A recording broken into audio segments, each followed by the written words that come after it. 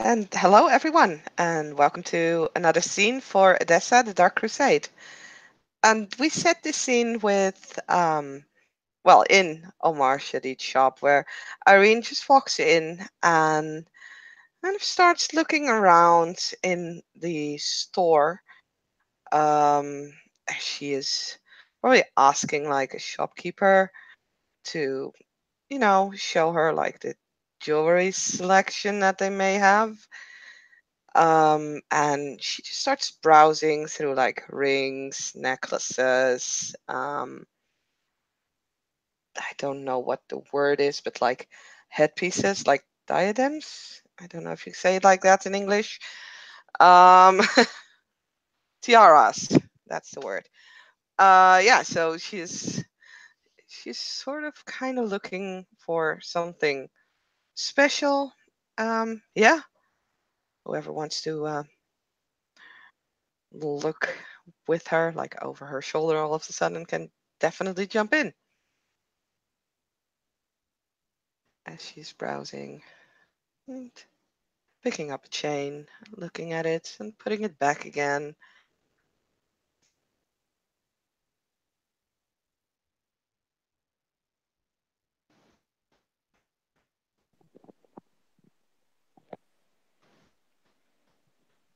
Mm, There's a few steps to her right, audible footsteps. The what I imagine to be like a bead curtain of the shop parts. Thorwald enters.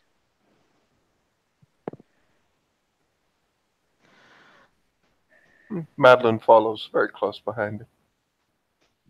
Madeline seems to be in a good mood. That normal smile, but just with a little bit more depth to it somehow. He holds the curtain for her and stands aside so she can walk in first.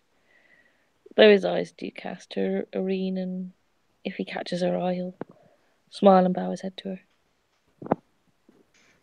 Irina's pretty wrapped up in like checking out a golden necklace. Very, not very elaborate, actually rather simple, but in that simplicity, kind of almost exquisite. And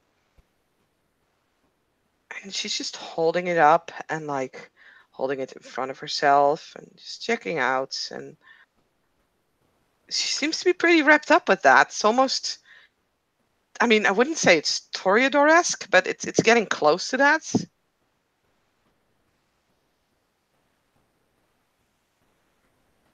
Madeline will just smile at her, pass her, and she'll just say, Irene, if you wish to relax a bit, I will be upstairs. I do believe Torvald will be upstairs as well.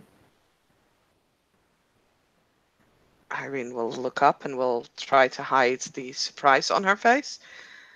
Um, then gives a quick curtsy because, never forget etiquette, to Madeline and a nod to Torvald. Of course. It is such a pleasure to see the both of you. I'll be upstairs in a minute. I mean, Yeah, please, Torvald, if there is anything that catches your fancy, please take a moment, take a little. Look around. I will be just upstairs.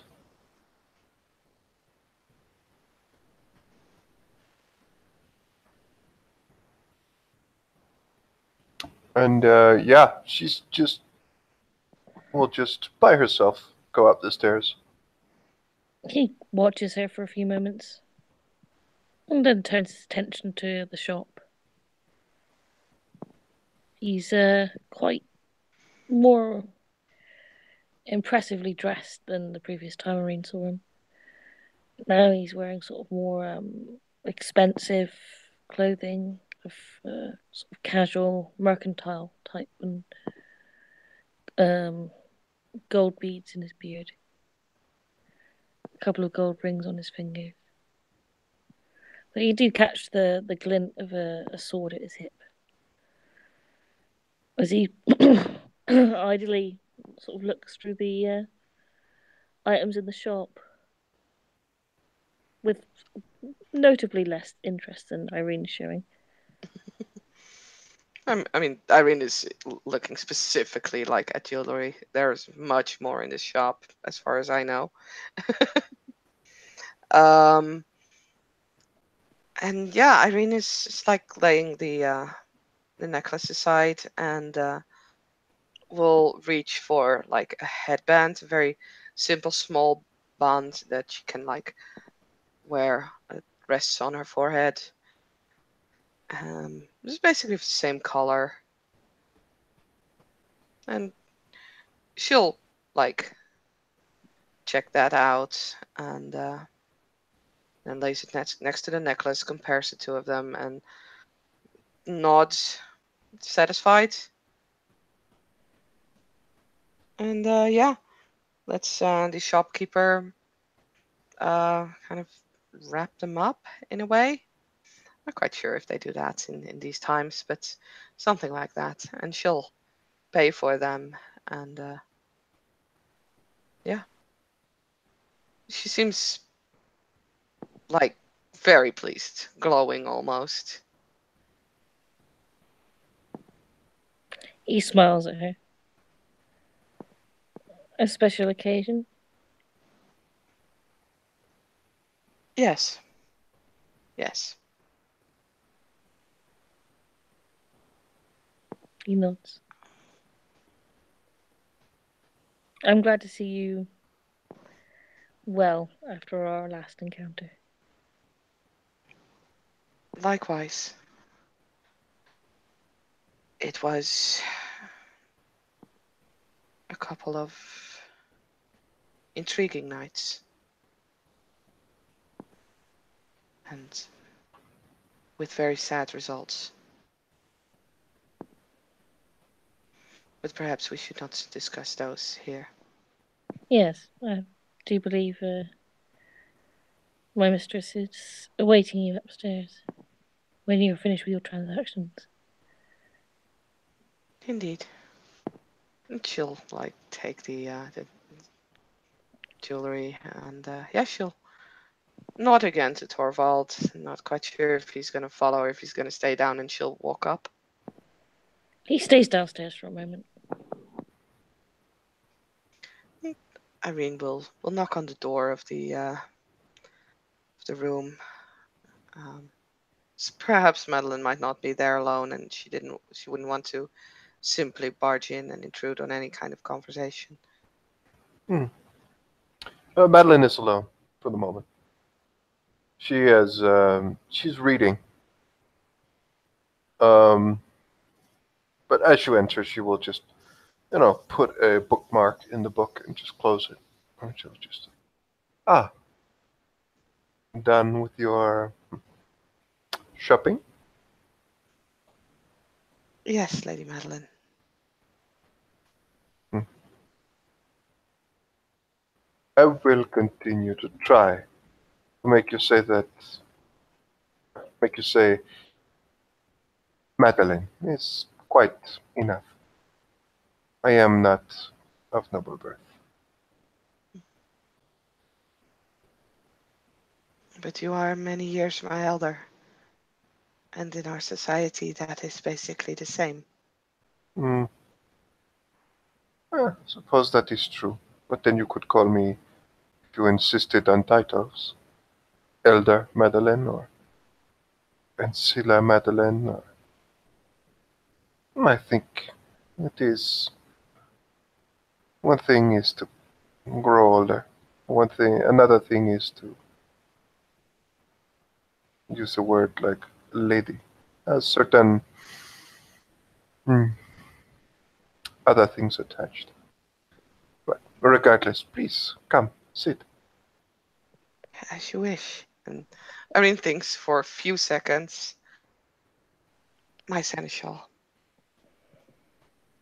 She smiles. See? Thor What a chimes in beautiful. at this point and he says, there's a sort of bellowed voice from behind the door as it's opening. He says, "Do not let Madeline be modest to you in the fact that she does not like such titles. There's quite a few that she's heard that she seems to enjoy." Well, Grin. we all know that you spotted me. When he comes into the room, he's got some what looks to be like coloured. My brain just died. Like, I suppose, like sort of cloths, like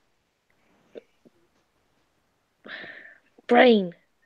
You know, what women would wear on their heads and shawls and that sort of thing. Fashion wise in this time period, in this setting. Um, they're quite of high quality and quite brightly coloured. So they weren't These? cheap, put it that way. The dyes, you can tell that they were expensive cloths. He's Ah, got okay. flung over one arm.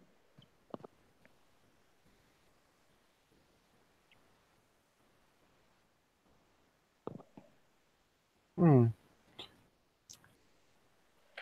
Oh, a gift for Gutria, he explained.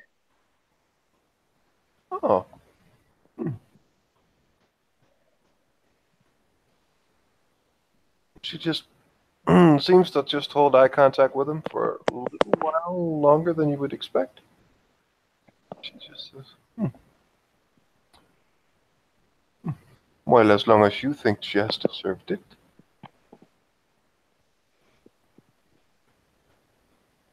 I do. Hmm. Very well then.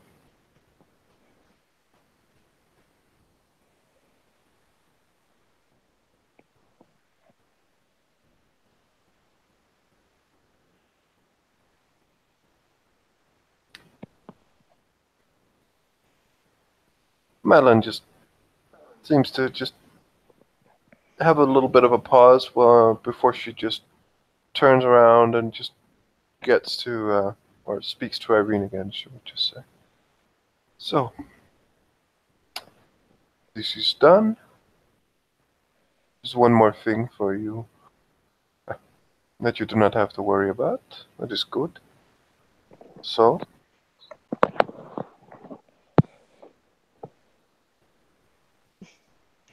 I can assure you this was not a worry. This was a pleasure. I oh, indulged. ah, now that is good. So we are here again once more. Let us hope that this outing in this place is Mhm. less eventful." She just looks around, seems to just look at the, well, quite major repairs that have gone underway here. She just kind of smiles to herself as she looks around. Yeah, Irene follows her gaze and looks around as well and says, well, my seneschal, I think that depends on what your plans are for those who are, well, inside this room. Hmm. And there's a slight smile and a little twinkle of her eyes as she says that. Why, not to worry. Those who would deserve such a thing, infernalists, those we know of have been identified, but this day does not seem to hold any in this place, so you can rest assured. Nothing will happen.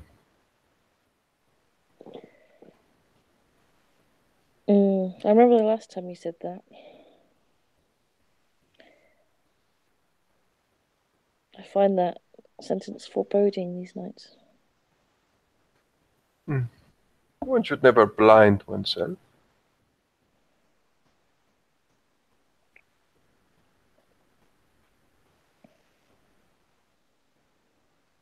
One should always be ready to see potential Hmm.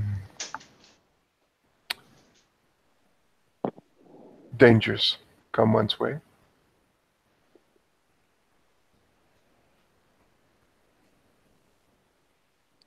I suppose with the plague now diminished, I can go back to my evening work in the pits. Now that social activities can be resumed. He smiles. Quite so.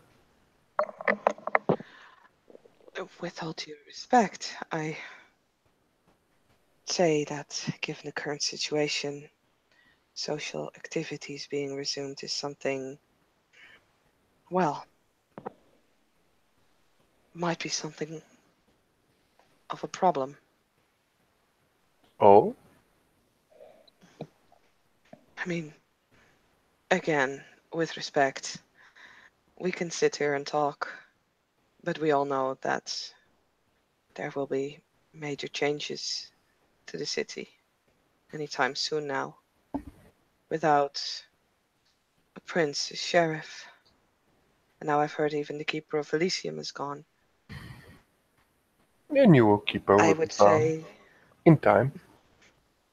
of course, but I would definitely say that social situations are not, won't really resume normally for quite some time. I tend to limit most of my social interaction to the humankind rather than canites. Hmm. I find, as I am not yet of the rank to warrant much standing in court, my presence there is usually overlooked.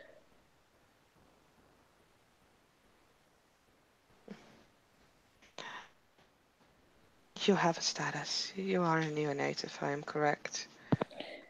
And Yes, I think even the fledglings of the city at this point will or might be pulled into, well, political situations. I think every one of us starts to count soon, no matter what rank we are. Although, of course, rank will matter.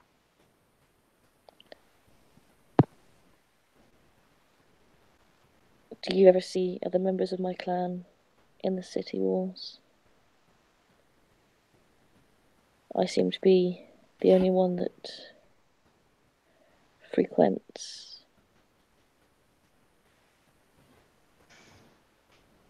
Nevertheless, even if your clan might not be politically active, you can form a very important ally, Indeed. considering your martial prowess. So even your clan will probably be pulled into this situation.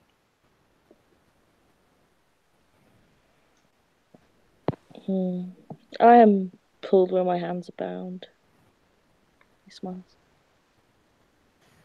Well, I do believe that Erdin has been seen a lot in the city as of late. Erdin favours wine and horse. He grins, and then he looks sort of almost apologetically at Irene. Well, Sorry, I missed out on that sentence. What did you say? he says Erdin favours wine and horse, and then he looks apologetically at Irene as if he's spoken out of place. Uh, I don't think he tends to the city politically, though he is a jovial sort.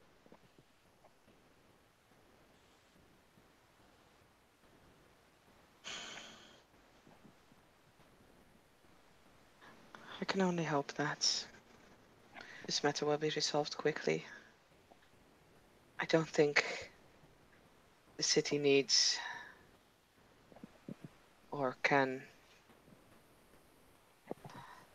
I don't think it would be well for the city if we stay out of balance too long. That is literally what they tried to do.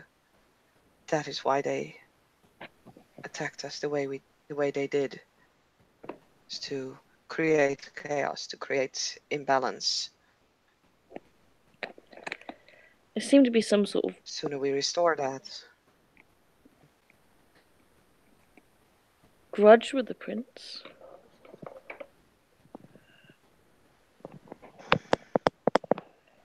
From what I I don't heard, they didn't believe so. attack anyone else. Sorry, please go ahead.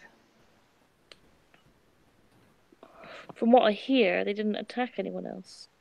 Just the prince and the sheriff.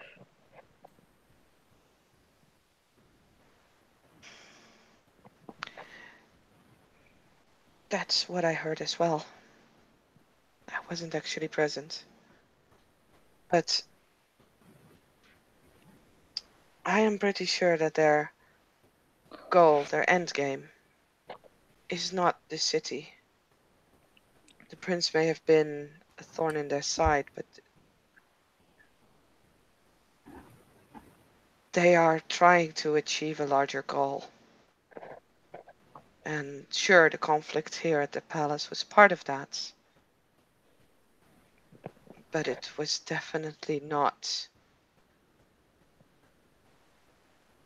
It was not their goal to stop here.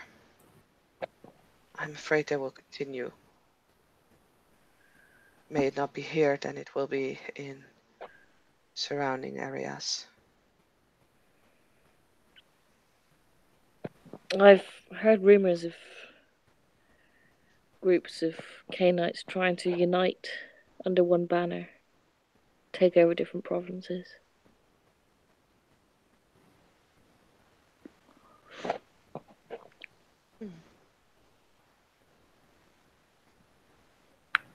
I do believe that you, Irene, said something about that. Garland, the Bruja, had said something to that effect as well. That the sheriff had had the wish to quell certain things. A group. Yes. Yes, Garland actually came to me talking about that, asking me to Indeed. spread word.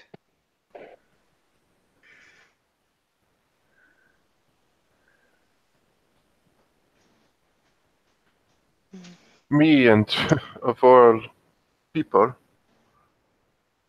Gerald met with him to hear what he had to say, but, well, honestly, the job of a respected prince, a respected sheriff, but now a dead sheriff, might be something that needs to be looked into, but honestly, with all that is going on, it does not take priority, simply.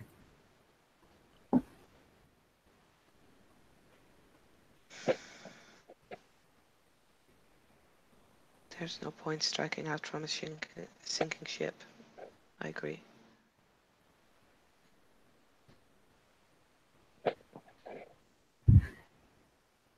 But perhaps they are more, well, differently inclined as to their motives. The tactician and his people seemed very focused on one thing. Perhaps these others can be negotiated with. As far as I know, this group is doesn't have ties to the tactician in the wishing moment. But then again, I am not sure. They could have.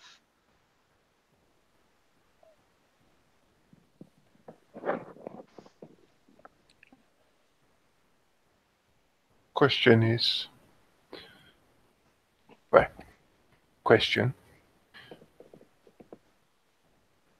whether or not they are connected. They are something that needs to be dealt with in some way.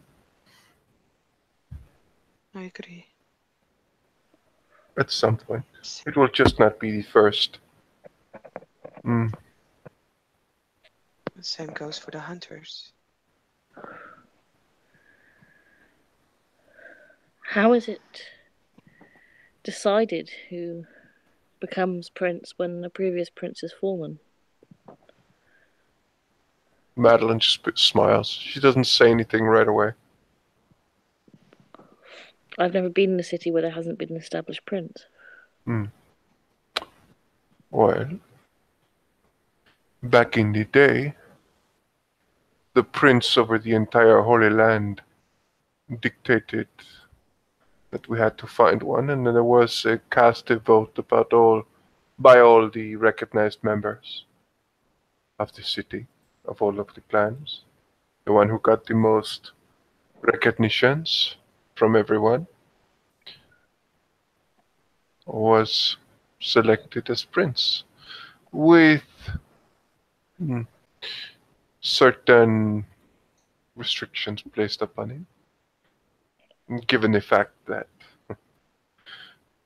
well,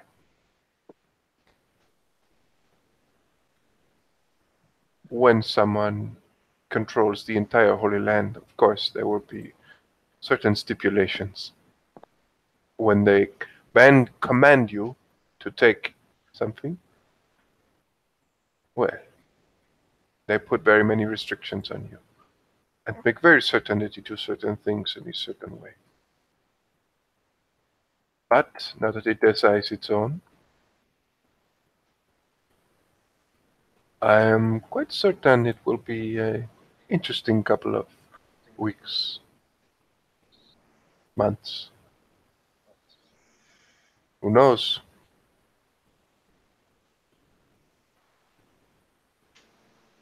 Normally, if a prince dies, it is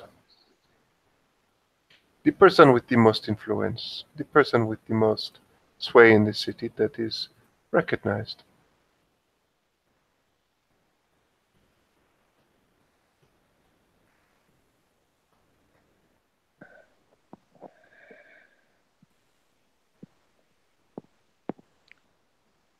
He seems to muse on that for a minute. His fingers go into the beads in his beard. Or perhaps someone quite unexpected is selected. Stranger things have happened.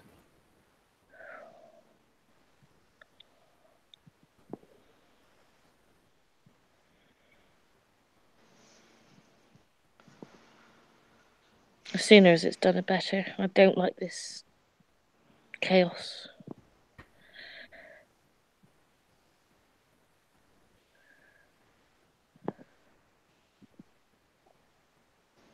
It is quite disturbing,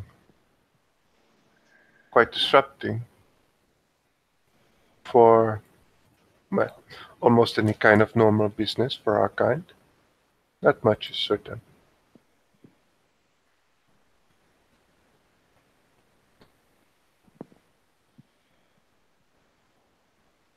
In time, in time, this will be solved.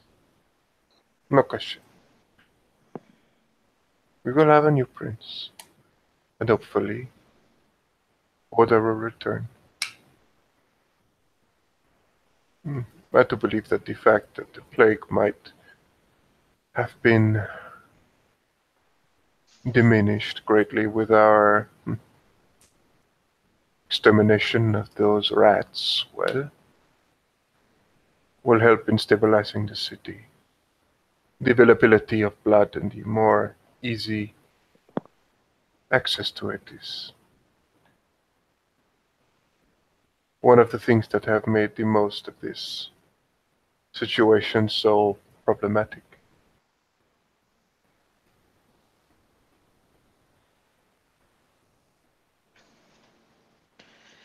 Yes, and if that curfew is lifted, it will also be easier to move around. Although I have not had many difficulties avoiding it. And as far as I know, no one has.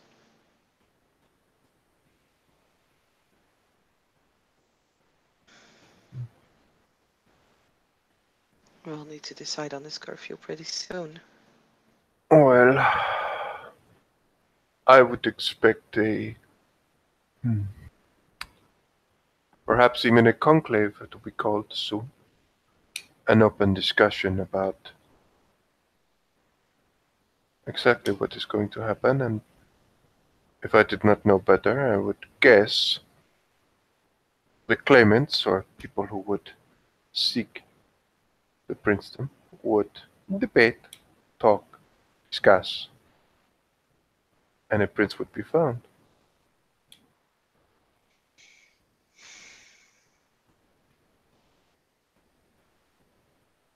Let us hope so, and let us hope that it is sooner rather than later.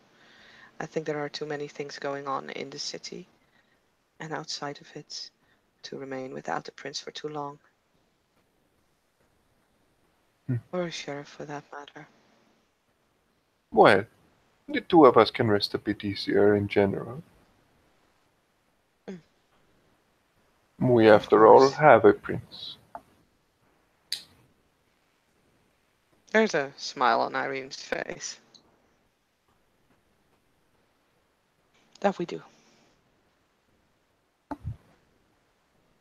But it is curious. It is very rare for a city to lose its sheriff and prince in the same night, and at the same time have a city this unstable. Mm. There is also something else that troubles me. That's this instability. If this spreads through the country, it might hit Timuran as well, as a point of interest. Hmm. I would begin to worry for that when I see the signs of it.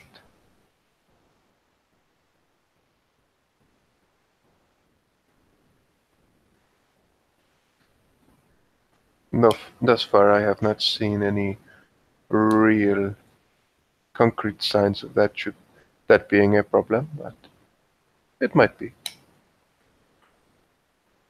Well, seeing as we Besides, know one of the things that they took from the palace.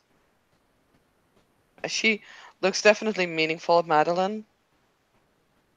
hmm, that is true. But I do believe that Timoran has all the attention it needs for the moment.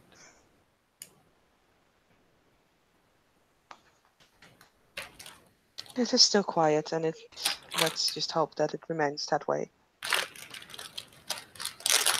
Hmm.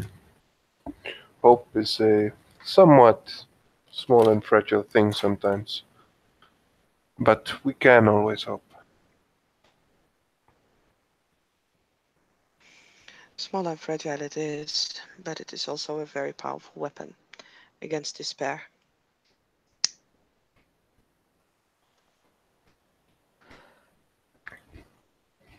By the way, you mentioned the hunters before. Your best friends, Yes. almost. Have you heard anything else from them? Have they made any commotion or noise as of late? Not to my knowledge, which I am rather surprised about.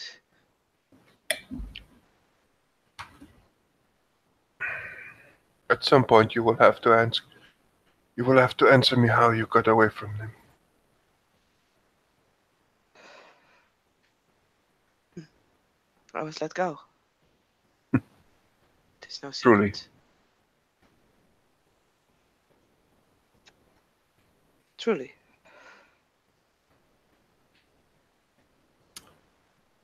And her hand will go to the crucifix that she carries. Malin just looks at her and just says, "And I am assuming that all of our kind who come to them are let go?" No,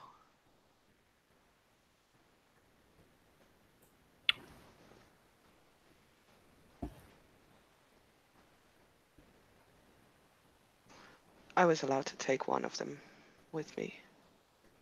This is how Ebony returned. I could not have made my way out of there by combat or by stealth. From all I have seen of these, of such fanatics,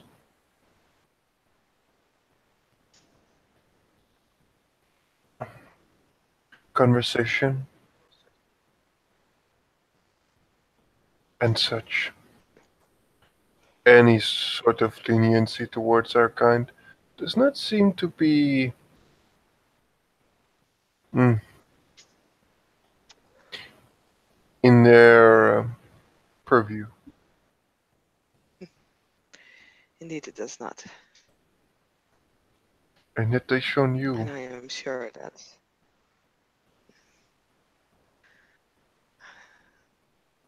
yes, they did. Mm,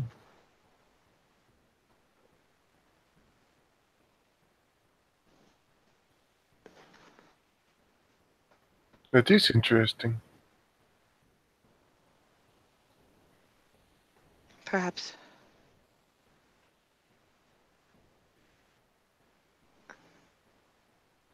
I simply spoke with their leader for a length of time.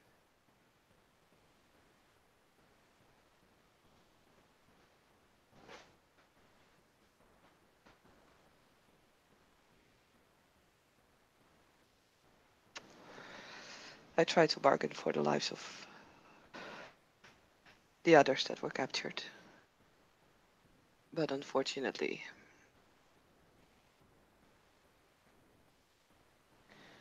I could only take the one. So they are still holding people captive? Indeed.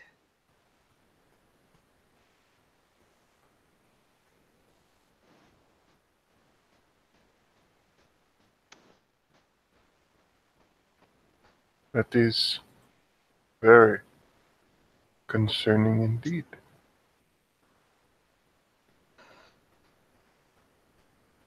Yes.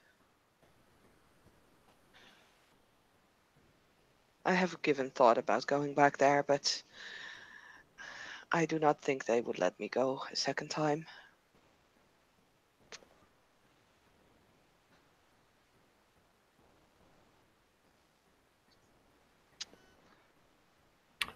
Honestly, I wonder why not. Maybe not with a captive, but if to not just kill you, which they would have done me,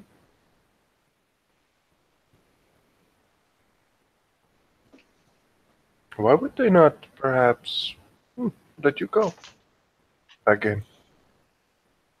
Are you saying that there was some sort of arrangement or understanding? No, there was no arrangement.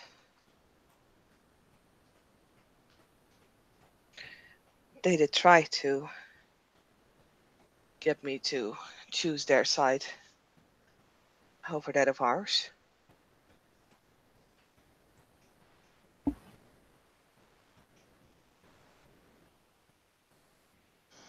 It's just a feeling. There was conflict in the group.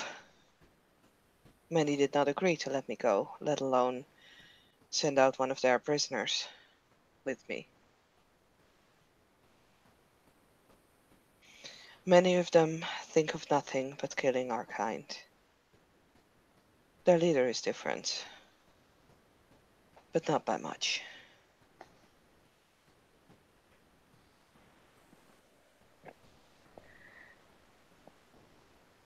They have many prisoners.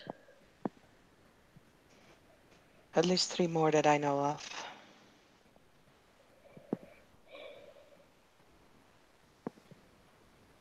Do you know of their clans?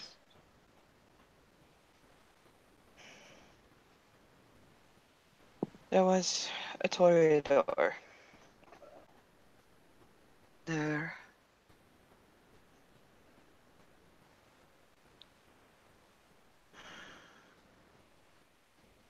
And I do not know of the others. And I'll make a subterfuge check there. Dum dum dum.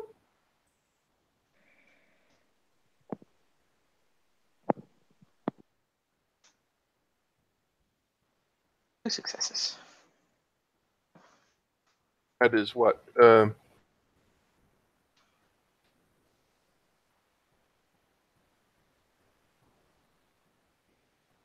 Perception, empathy to counter that, right? Mm-hmm. Yes. 1, No. 2, 3, 4.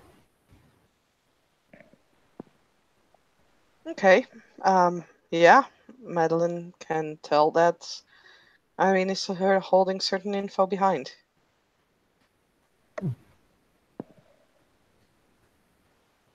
Thorvald is Jon Snow and knows nothing. Well,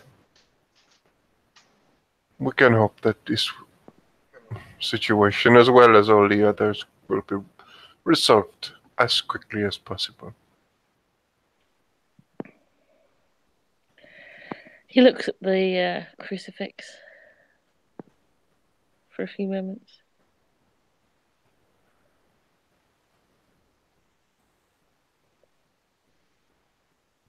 Yeah, it's a crucifix. Yeah, As far as I know, you can't see he anything saw her strange about use it. He saw her use it. This is true. He saw her hold it up against the possessed Johanna. Yeah, you actually did see that. Yeah.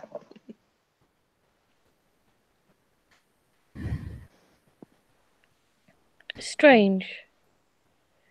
Since Johanna's departure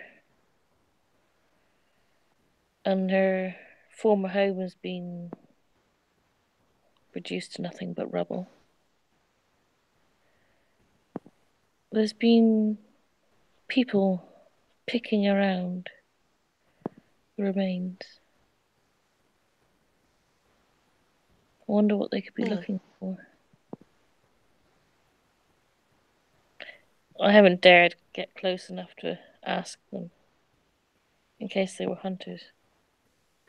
Well, many things. It was not a commoner's house, it was a house of some standing. There could be people wishing to simply just scrounge up whatever they could to sell. Money is, for many people, always the thing that they need.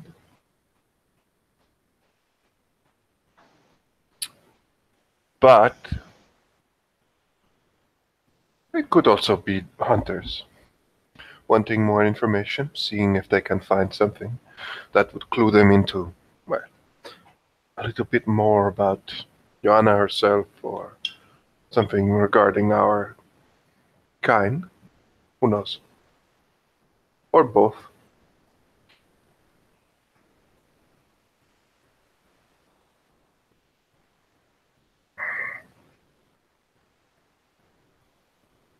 That crucifix,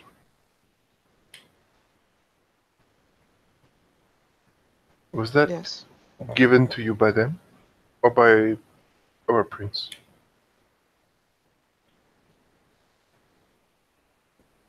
I got it from. It was a gift from their leader. Martyr. That's what he calls himself. I see.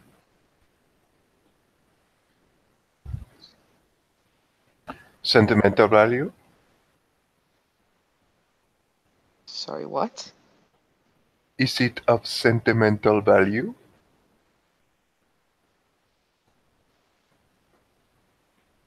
Not necessarily, but I would not like to part from it.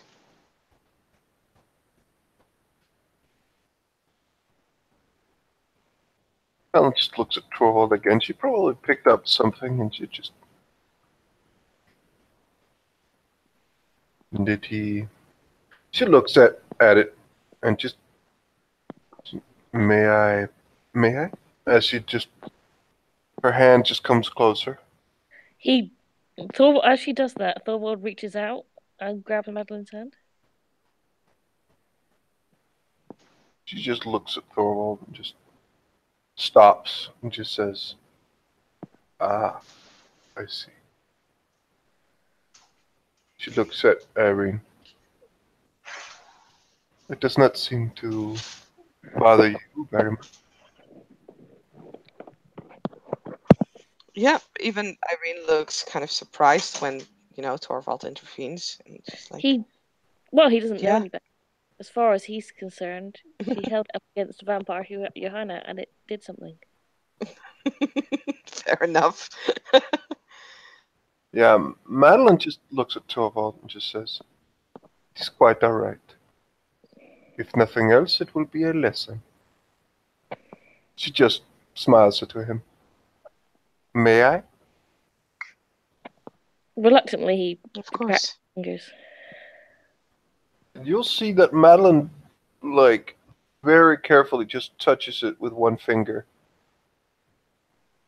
And then with two more fingers, and she just begins to just very, very slightly and very, very carefully just hold it.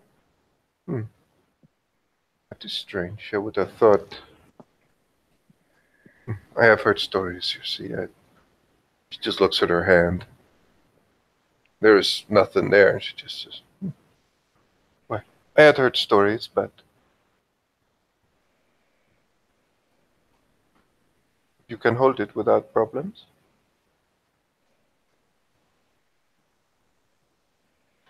Irene nods. Yes.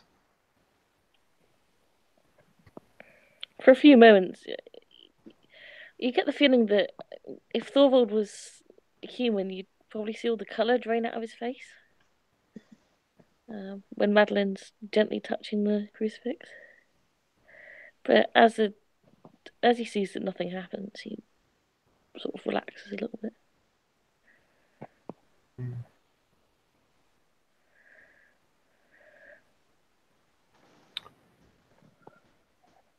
What? Um,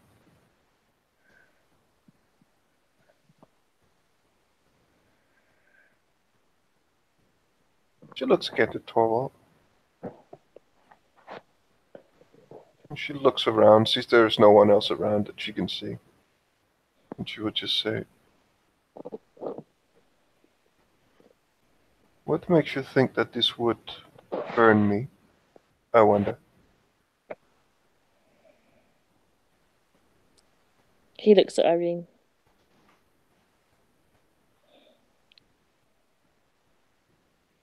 It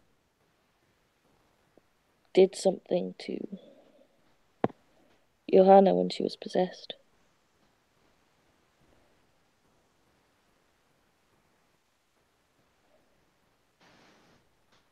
What? I'm not sure.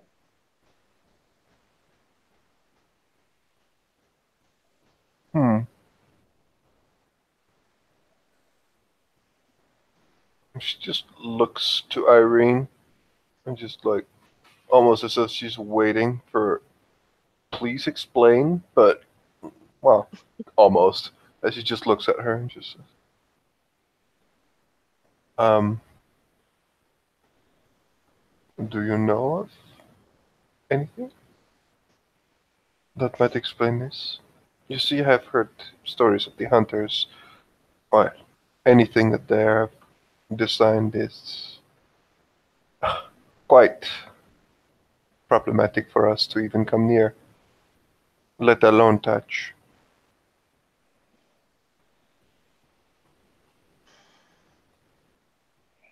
It's been given to me by their leader, who possesses a strong amount of faith.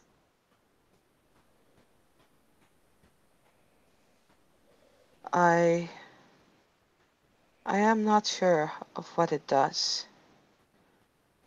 I know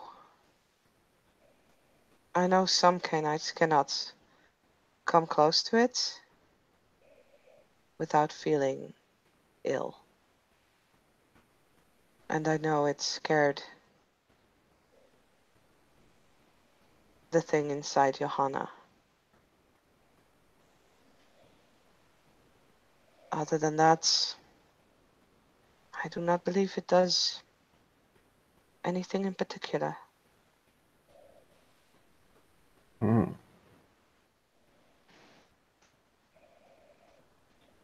Have you seen Kenites be anyone in specific that we know of that have been less than thrilled to be near it? She,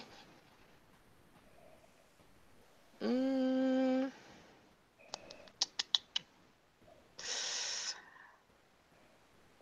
Just for the record, Thorvald doesn't look too thrilled to be near it right now. I'm gonna make a subterfuge roll. 8 successes. I have seen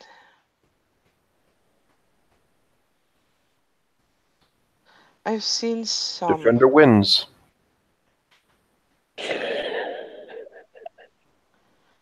I've seen some issues with it, but nothing that stood out.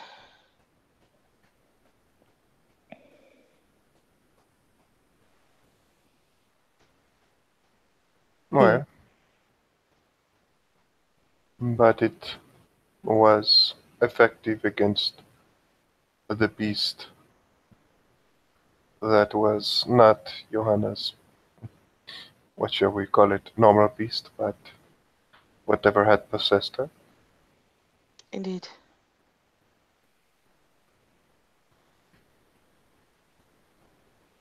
In about a week's, well, couple of days' time, if you would allow it, I would very much like to borrow this Why? as a precaution. You will get it back the same night. Hmm. With all due respect, my seneschal, but I would like to think about that. I said, I do not want to part from it, and I do not think it was meant for me to part from it. Not that I've seen anything, but certain things have been said while I got this. That I would prefer to keep it close. Hmm. Ah, I see. And not only a gift, but a gift specifically meant for you. Indeed. Thorvald does suspicious face as he finds this suspicious. I mean, he has every right to do so. Uh, but yeah. He doesn't say anything, but he wears the look of skepticism and suspicion.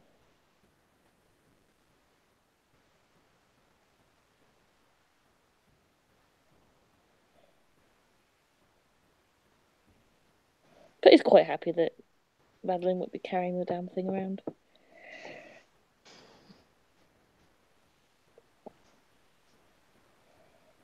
For as far as Irene seems to be simply, you know, the same as she always was. There's no difference in her as far as you know. There's no, like, she doesn't seem to be hiding anything.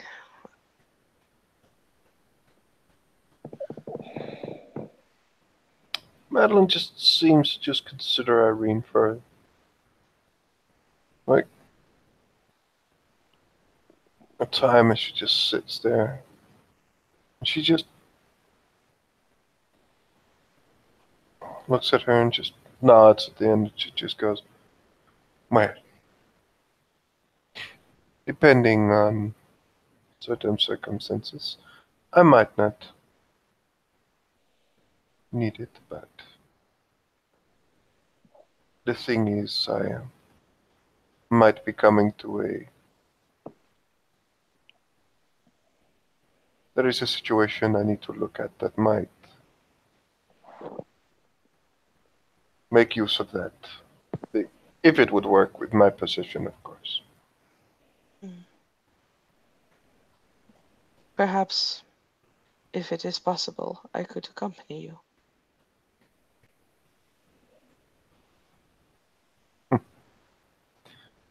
I do not believe that would be the best idea.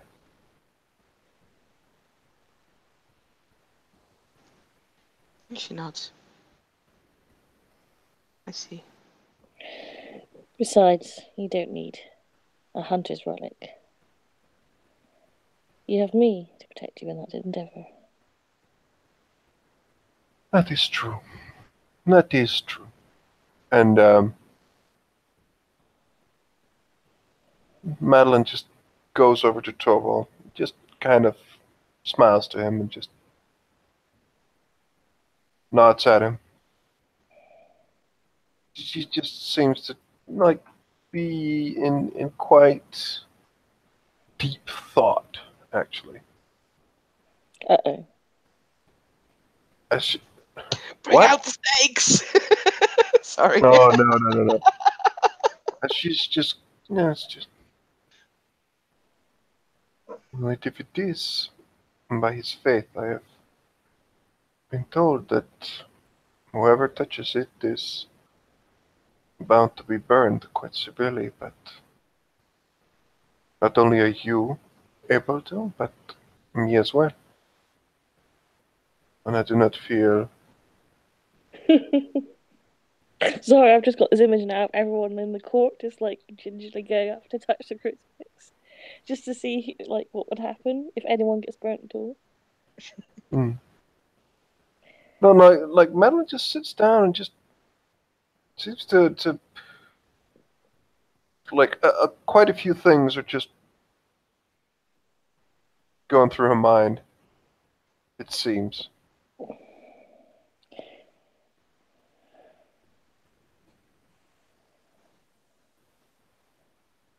Mm. Even more things that we do not know of. Fascinating.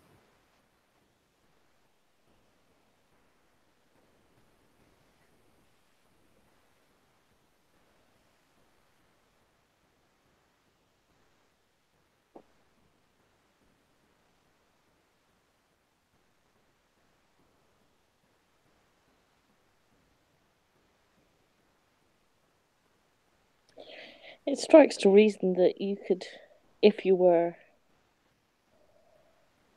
a hunter, you could, if you had the faith in any religion, you could imbue an object with your faith to repel our kind.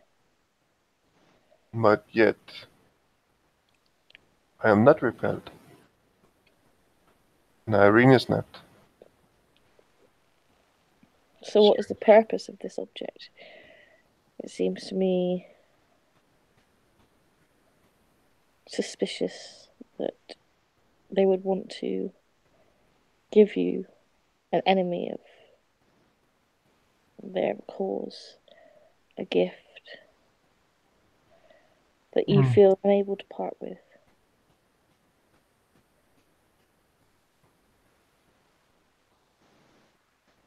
I do not believe that I am unable to part with it. I You're not simply. willing. Exactly.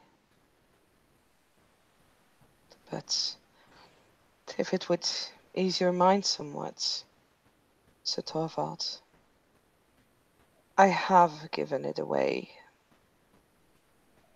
for a night to someone else.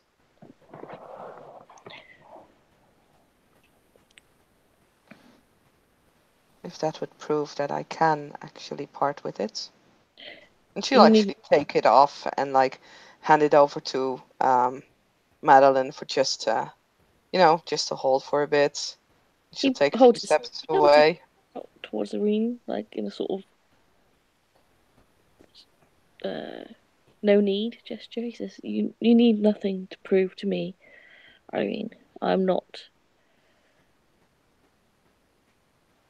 here to judge your experiences, but I'm of a suspicious nature.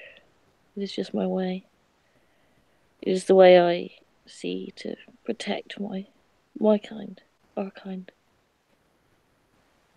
Do not trust these creatures or anything that is not us." She'll like step back to take the crucifix from Madeline again and will hang it around her neck. She says, I think you and I have different ways of trying to protect those of our kind. Not that I'm saying that you do not do your job well. If protection is indeed to be seen as a job. Oh, he does wonders in protection. Madeline goes over to Torvald and kisses him. He returns the kiss, sort of not. Irene blinks. He doesn't like, full on kiss her because they're in company. It's a little bit rude.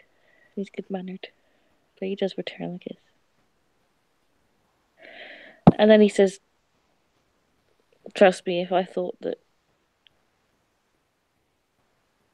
our seneschal, your seneschal, was in any danger, the tactician would look an amateur in the way I would destroy anyone that came in my path."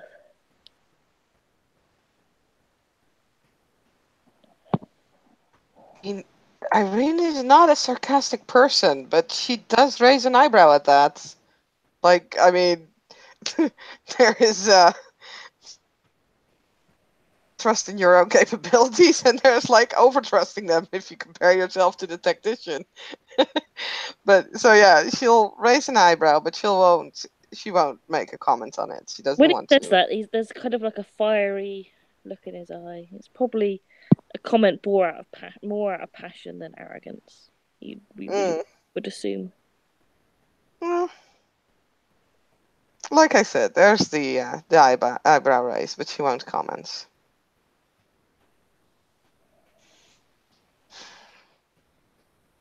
But it will not come to that, I am sure. Let's hope not. Indeed.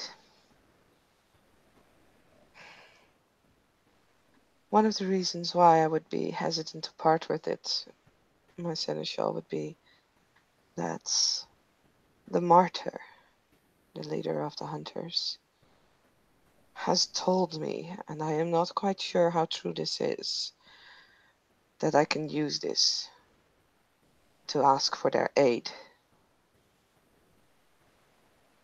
And again, as I am not sure how true that is, I prefer not to hand it away to a place where I can't see what's happening to it. I would not want you to accidentally call upon an army of hunters.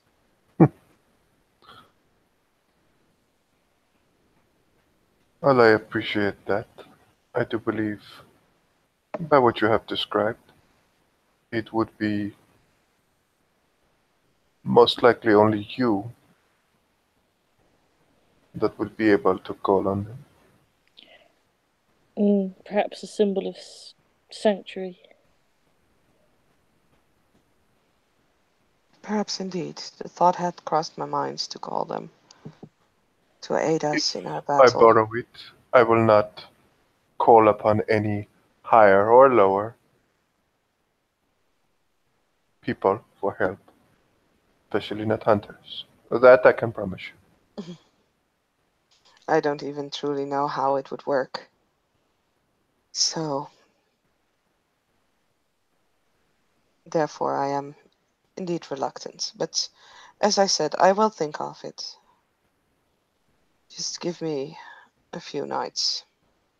As you said, you do not need it immediately. No, I will inform you when it is time.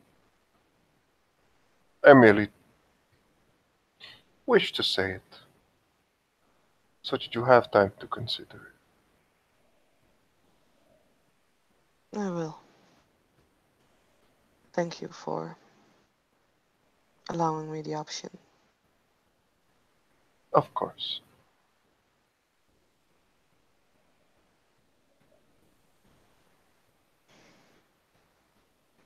It is most likely not something that is going to be, hmm, well, and again it might. There is a bit of a uh, quite large unknown aspect to this latest development.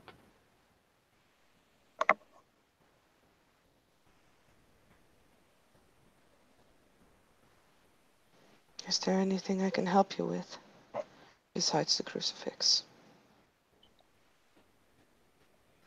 I do not believe so.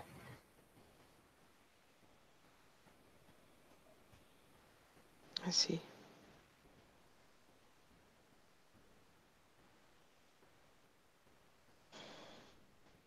Perhaps we will. Hmm, perhaps I will have a very interesting story to tell soon.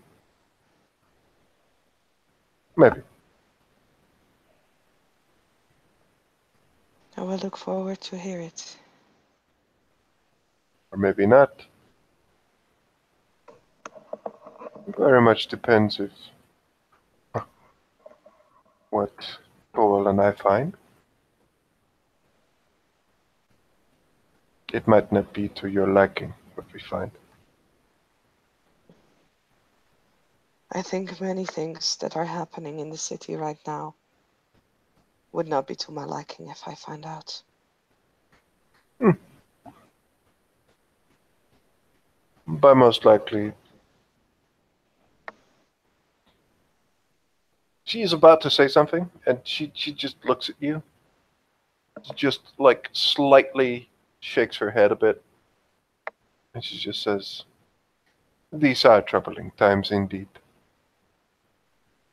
As though there was something else she was about to say, but she just says, Yeah, I'm peonying at. Oh, I actually realized I had an extra die to roll my subterfuge. Didn't have 5 dice, I had 6 for it. Oh well.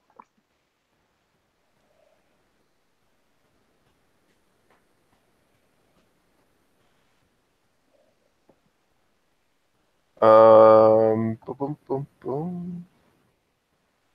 It's only 1 success on a peony. Yeah, yeah, Madeline's not really hiding anything.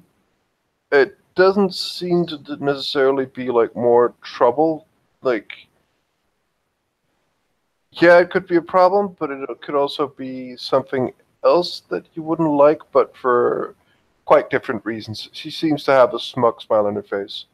She just seems like it's more like, yeah, I probably shouldn't poke at it for some reason.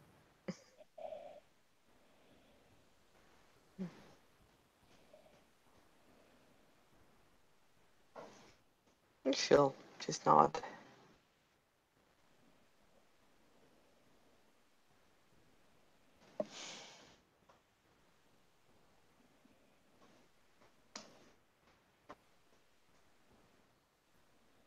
It is troublesome that so many things are happening, yet we seem to be standing still.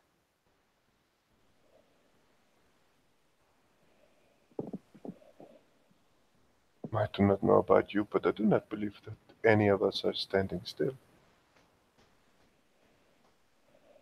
Quite a few things are happening, and well, I, for one, have certain projects going at the moment. I would not say that calling. Well, I would not say that that is standing still. Well, then it's just me. I feel like I feel like there is so many things going on and there is nothing I can do about it. It is a tad frustrating. Oh, I do believe you do plenty. Your ideas. You are able to, one of the only kindred I have, well, Kenites I have heard of, being able to walk out without a fight from a mass of hunters. That is quite an accomplishment by itself. Many Ancilla would not be able to say the same. That is because many would feel that they would need to fight their way out. And I did not. Exactly. And again, you do not give yourself enough credit for what you do.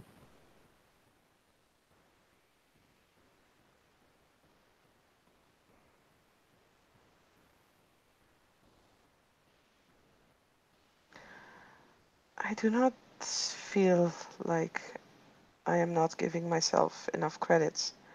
I realize that I am in a unique position when it comes to the hunters. Yet I have not given it much effort. There was no effort on my part that swayed them. I did not use my powers of the blood. I did not fight. I did simply, well, I simply spoke the way I'm speaking to you now.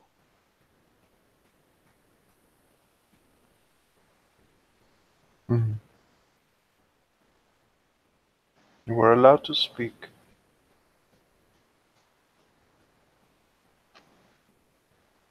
I have not heard of this before. The hunters that were here before in the city tried to hunt us down and kill all of us.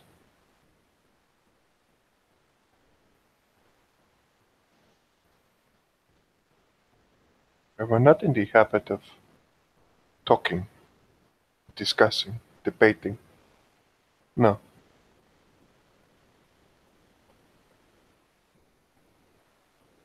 only one thing would work. Us turned to dust once more.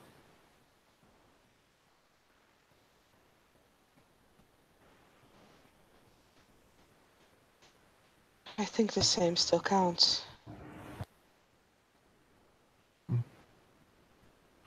And yet, Lady Irene walked away unscathed.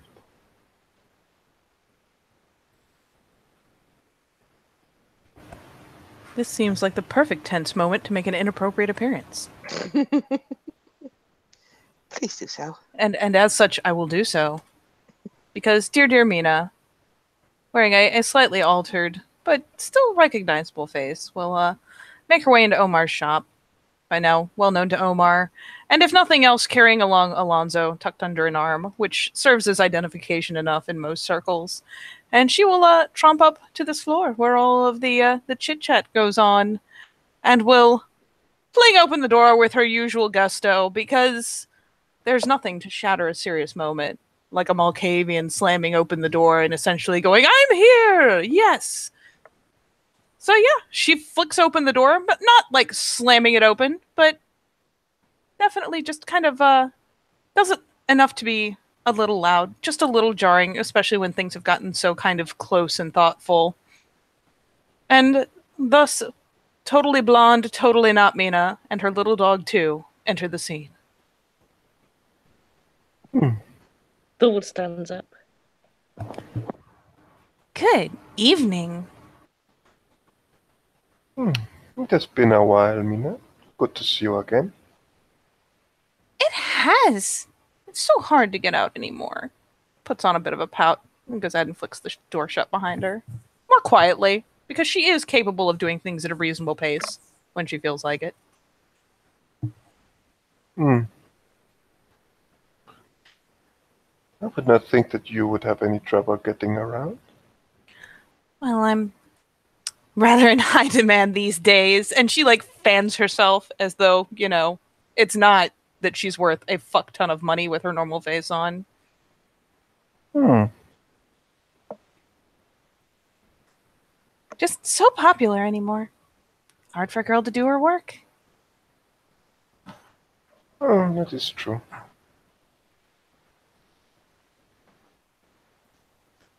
But bit by bit, we'll see it fixed. Won't we? And like leans down and ruffles Alonzo's head so that his big ears like flippity flop around. He, of course, is delighted. Has his health been restored? Oh, it has. And she'll go so far as to actually like properly set him down on his little stubby legs and let him scamper about. I imagine that he will stay clear of Madeline. I want to say I can't remember. She does not have inoffensive animals, so yes. So he will stay clear of Madeline to be sure, but especially considering that Irene is at this point familiar and a scent that he's probably attributes at least a little to his daring rescue. I Well, roll a thing. I roll a Actually, thing. you may certainly roll a thing, and he will scamper, and probably take Actually, interest in Madeline- Irene's ankles. like, Madeline actually gave Alonso blood, This is true. but I don't think that would change anything. Sadly, he is fully bonded, so no. Yeah, I'm just thinking, like, It was a creative thought. Sorry, Thor what was- leans down.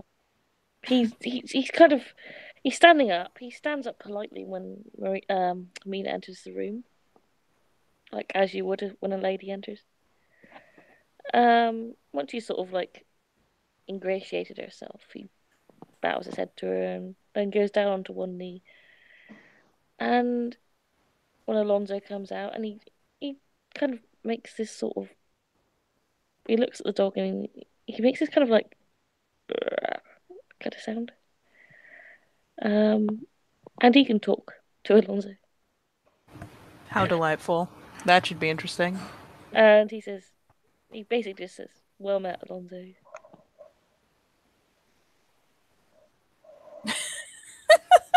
I was not ready. I should have been, but I wasn't. I was going to say, what else do you expect? I don't know, but it's fabulous, and now I need to decide on a personality for Alonzo, who is the best boy and is told so every day, all day. So I'm sure Alonzo trots over and like pulls himself up to that like just barely you may pet me distance and plops his little rump down and looks at him, mirrors up, and is essentially like, "Oh yes, very well met." Essentially, very right, very got his little head popped up, his little nose up because he is the best boy and he knows it. He is still a good boy. He's not that imperious, but just a little because he's spoiled. A fine hound, he says in doggish as he pets his head. I am he's essentially going on I am the finest and mightiest and best of hounds. Looks a bit strange though, talking in this weird language to the dog. He seems to understand. For what it's worth, Alonzo is not a very loud dog, generally. I mean, there are points where he has been taught to bark, but for the most part, he makes little grumble noises and does not just yip yap his head off. Thank God. There's a bit of grumbling going on. A lot of grumbling between the gangrel and the doggo. It's I imagine to those watching it is far more comical than it should be. Because in my mind, like, it used to be, in my mind, I always used to think of, like, animalism as being telepathic, but actually, no, you do make the sound. You'd make the sounds, yeah. Mm-hmm. So they're making, like, little doggo grumbles at each other. Yeah, it looks weird. Probably adorable, a little bit. And probably comical, because there was, this big hulking brute, and then you hear him making little yip sounds. Mina's eyebrow has popped up in the slightest, but she doesn't seem especially fussed with him talking to the dog. Yes, he's doing much better. He had a long stay with Garnet to recuperate. And Garnet did take such good care of him.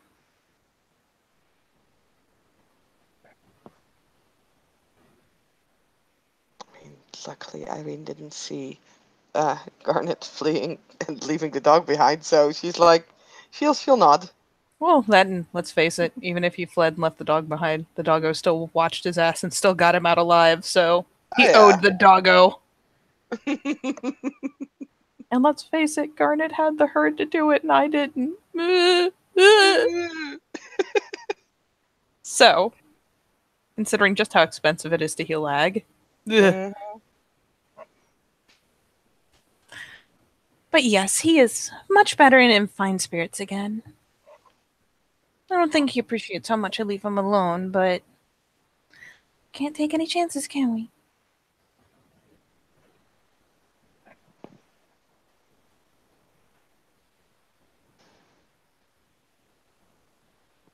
Indeed not. She'll flick a glance to Madeline, by the way, as she says the last bit to see if there's a response, see if Madeline catches on to what she's hinting at or not. Honestly, Madeline, she will just smile back. She just seems to be taking in quite a few things. She's looking at this thing going on between Torvald and the dog. She seems to be amused. And then she won't actually reply. She'll just sit there.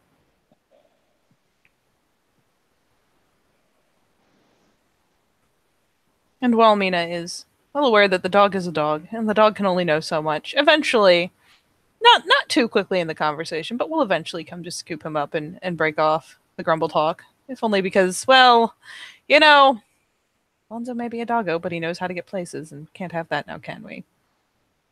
So she'll let them have a nice little conversation, but sooner or later we'll just amble over and adoringly scoop the dog up.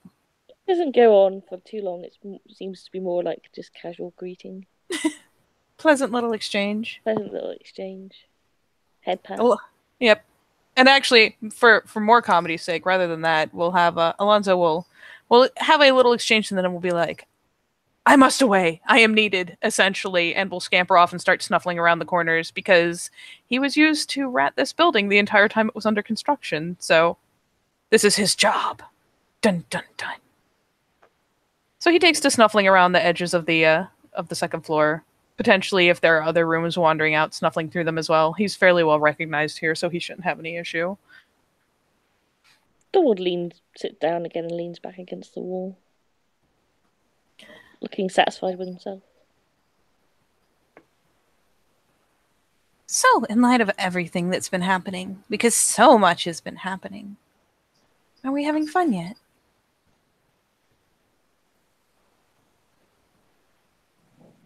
Many things to consider, but well, we do have to consider a new prince, new sheriff. I would not say that is necessarily fun, but I manage. I do believe everyone manages. Maybe, but fresh dust on the wind does invite talk. And action. Someone's going to want it. Broad smile.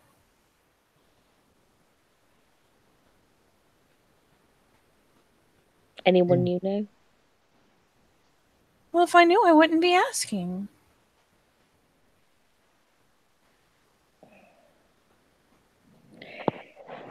Thorwald tilts his head, sort of slightly. He was relaxing back, and now he just sort of looks at me with this kind of.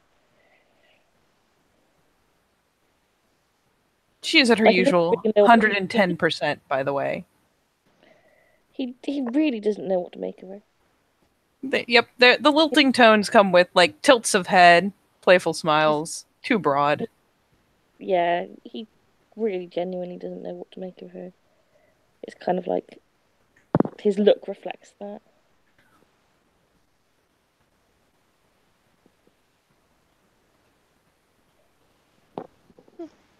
Irene seems to be pretty much in thought as Madeline is, so she's kind of, like, strangely enough, stroking the package that she has with, like, one hand. Blink. I mean, she just fiddles with stuff with her hands when she's bored, I suppose, but okay then. Irene is indeed a fiddler. She is a fiddler. It's terrible. So much fiddling. Fiddling. Yes. Although usually she like kind of like keeps it because it doesn't look well. But hey.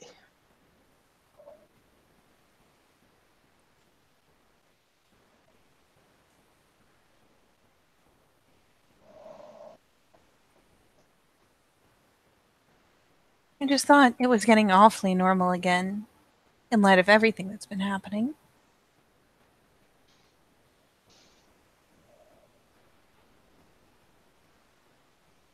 Doesn't that seem strange? Or is it just me? Broad grin. Well, it is, I believe, merely a lull in activity between two peaks.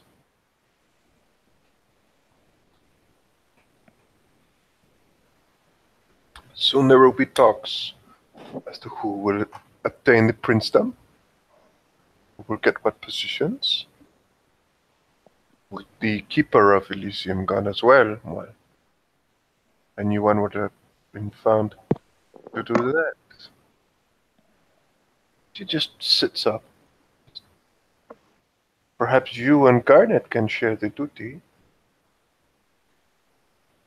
Which duty was she talking about, sorry? Keeper of Elysium. You can She probably snickers. guess that she's kidding. Yeah, probably. She seems to think so. She snickers delightedly. Wouldn't that be fun?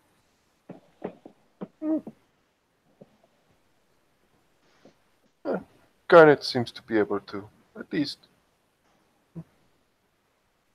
be able to He does know how to throw a party. exactly. What a fun thought. But of course, I am not in any position to do so. Anything like that. I have my own duties as Seneschal of Dimaran, of course. Well, you're already so important. Hmm. Can't go being important all the time everywhere. You'd run out of important to go around. After all, I hear it's very draining to be important. She shoots Irene a bit of a glance just to see if she can get a reaction out of her by doing so. Um, Like, little glance. Irene doesn't consider herself to be important, so she'll just kind of look and smile, and she'll probably nod. She says, "Well, having responsibilities is usually it can be a strain on both body and mind. So I've heard." Mina's tongue makes a brief appearance in kind of the boo you're no fun sort of expression. I'm sorry. Just like, oh, fine, just ruin it with a logical response. Yeah, she's the worst. I'm sorry. God. Irene, sometimes you're so fun, but sometimes you're such a spoil sport. Oh, yes. Oh, wait, did she say that in I'm character? putting it in character. I was going to say it out of character, but no, it's in character now. Okay, Irene just blinks and looks confused. I beg your pardon? Well, how can you pretend not to be important when you are childer to a prince? Weren't there murals? I'm sure there were murals. Oh, that is true. Oh. The work She like pokes a finger to the bottom of her chin, mock thoughtfully. and Madeline joins in. She says, "Those murals are quite impressive, Irene. You must admit this." Oh. I gotta make an appearance after future old to keep like from being or like keep reacting like even like her facial expressions even. Oh, I'm gonna fucking look at you. I'm gonna look at you real good. Oh, Jesus fucking Christ. Why do I always fail these shit? Oh, you don't have to roll. You done fucked up. Her face twitches in like almost annoyance as the mural is being brought up again. And then kind of like has that resigning look of, oh well, it's a thing. I can't avoid the thing.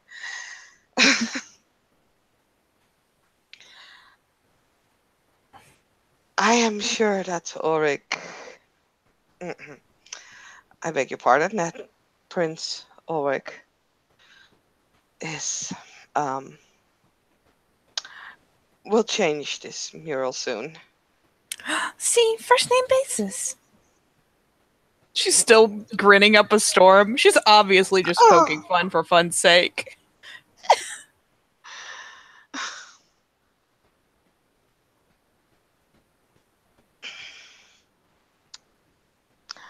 I'm pretty sure the fun will be out of that mural soon.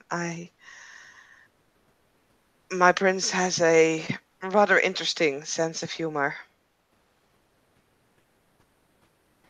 Oh, that he does. He likes his pranks. Madeline looks at Irene with and just has this really like very wide smirk. She just looks at Oh no! Irene looks a bit shocked as she's like, "Oh God, like the latest thing would just be an elaborate prank, right?" Like, so she looks shocked for like a second, and then you can tell by the smirk that it's Madeline poking a bit just because she can.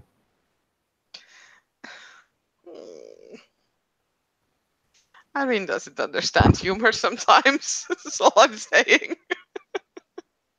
She's way too serious. But it's true.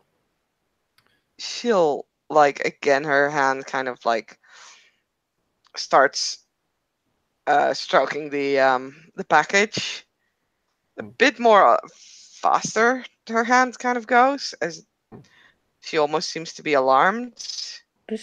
She's stroking her At this point.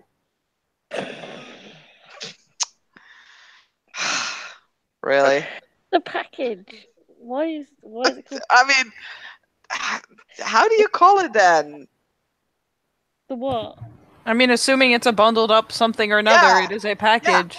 We Thank just you. have to pretend to be adults. Pretend really hard. No. What is it a bundled up thing of? Is it like bundled cloth?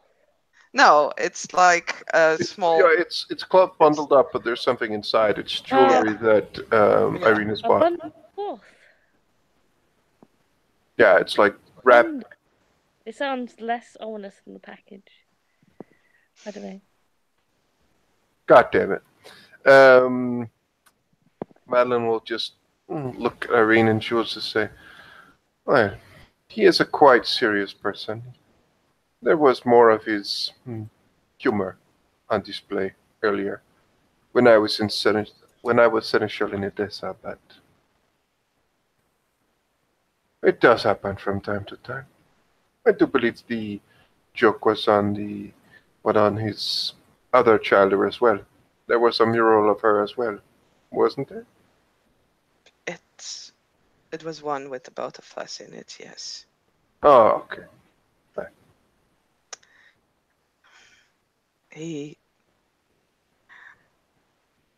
When I first got to the Palace of Timuran, the walls were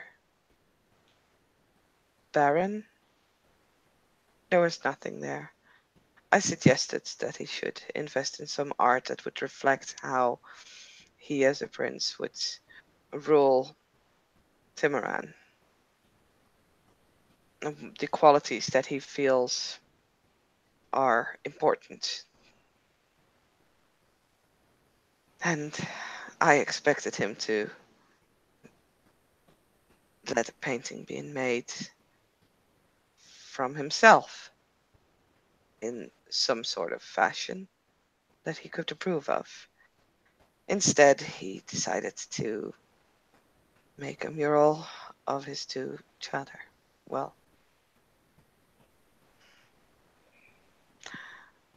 I was a bit perplexed, but I am sure my gift to him for his coronation, now that it is, well, finally delivered, will add to his, well, main hall. Quite so. You are truly honored to be revered by your prince, so. Oh, no. I'll need to make another subterfuge roll to keep a straight face. God damn it. Why you do this to me? 'Cause it's so easy. God fucking damn it. Thor One was not success. Thor was not actually poking, he's being I genuine. know. I know. I know. So easy. They're the meanies, not me. Yeah. No, I know. Well, I'm Let's still get- counter rolling, so. She has one success. And you have two, of course. So as she's trying to keep a straight face, Mina can definitely see like a happy glow kind of like on Irene's face. Even though she's trying to hide it, there's definitely her eyes that shine a bit more. The slight twist of her lips that seems to curl up in a smile somewhat. Yeah, she just seems to beam a little bit, ever so slightly. New feelings. Yeah, ew. Gross. Your feelings. Ugh, I got some of it on me. Ew, get it off. Ugh. Ugh. Perhaps you should stake it just to make sure. Stab. I mean, I wouldn't stop you.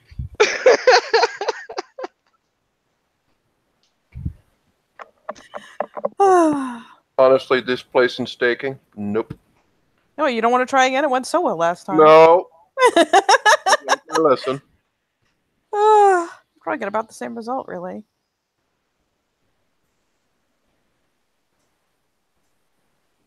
Sigh. Thor seems to drift into thought for a moment. He looks almost sad. Tell me, Mina, on this talk of new prince and things, princes, new princes, and sheriffs, who would you think would be most fitting for the position? Now that you bring it up. Most what? Fitting for the position? Oh, I had hoped you'd said interesting.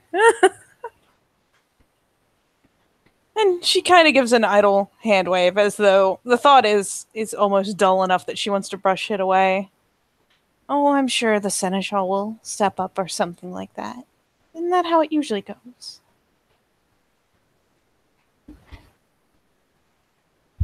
Besides, I see so little of the truly important shakers and movers. How could I possibly even make an educated guess? Ask for your opinion, not an educated guess, but Ooh. No, that's a good question. the seneschal is capable, surely, of guiding the city in this hard time. Well, I imagine he made seneschal for some reason. Indeed.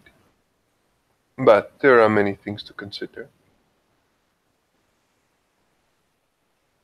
Take these traitors to the previous prince and the previous sheriff. There seems to be more than one or two. I'm sure that they will have their voices heard. One would expect that they would declare themselves now that the prince and the sheriff sent to capture them is gone now. Traitors, you say? The late sheriff's last wishes. I do believe you would be one of the people that he would have called upon to solve this. No? What, little of me? I had heard Garland and others, Irene here, had been called upon to deal with traitors in the city. I can assure you I was only asked to spread the news. Well, I did hear little bits about traitors, but who? I know very little myself. Well, that makes it boring. Or more exciting, really, if you think about it. But honestly, if you had plans of usurping a city,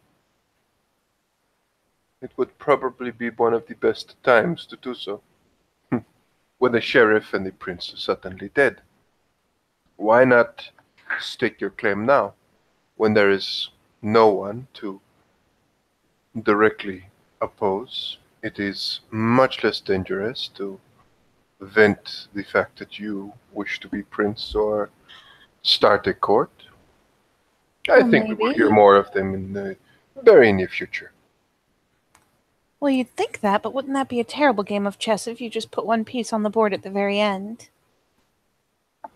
Because they don't want it, and they're the ones that did all the work.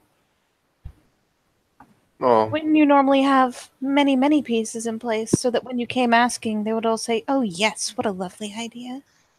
well, that is assuming quite a few things, one of which is that the people who killed the prince are with or in any way related to the usurpers here in the city. From what I can see, the two are not related. Well, Merely exactly. merely a uh, convenience. But that's just what I mean, isn't it? Normally, if you were going to make a move like that, wouldn't you have been involved the whole way through? Instead of But just they swooping have. in and hoping. Seemingly, they have been involved for a long time, and now they are in a position to get what they want without risking their lives by usurping the princedom, because there is no prince. Well, I suppose then all you have to contend with is the other people who want it just as much. Guess you find out really quickly who wants it more. Quite so. She'll lean over in a very like mock conspiratorial loud whisper, say, "I wouldn't bet against the seneschal." Give a sage little nod.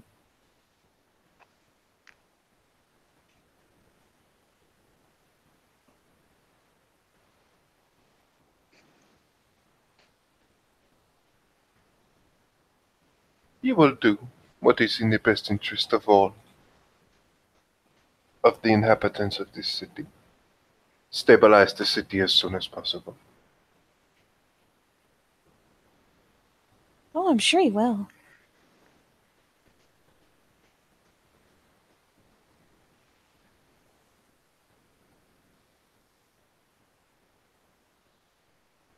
What better thing to do when it is what we need the most?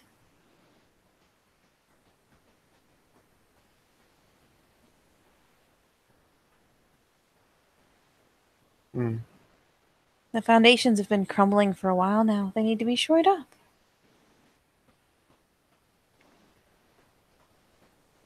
That's true. I wonder. Do you? Tell me.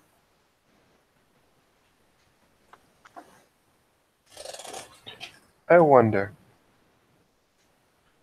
just how many claimants will be around,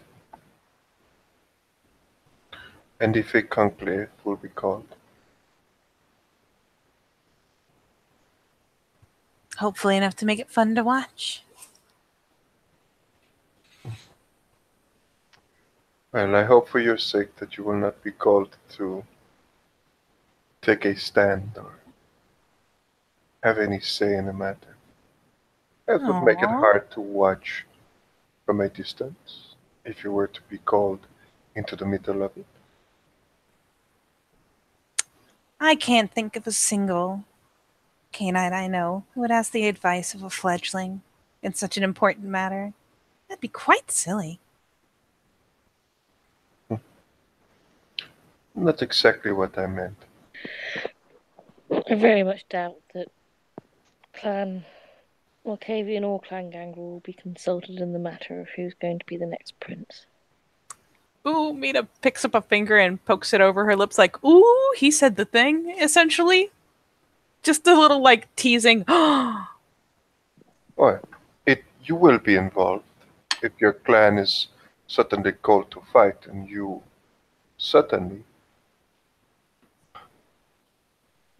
Oh, I have no doubt that my sire will have all of her fingers in the right webs to make some sort of difference in the matter, but our opinions, we are foot soldiers to the greater cause, and in my opinion, those who levy above their station often fall victim to the perils of climbing the ladder. Clan Malkavian has always been neutral, and people have been doing such a poor job of tempting us in any direction. Hmm.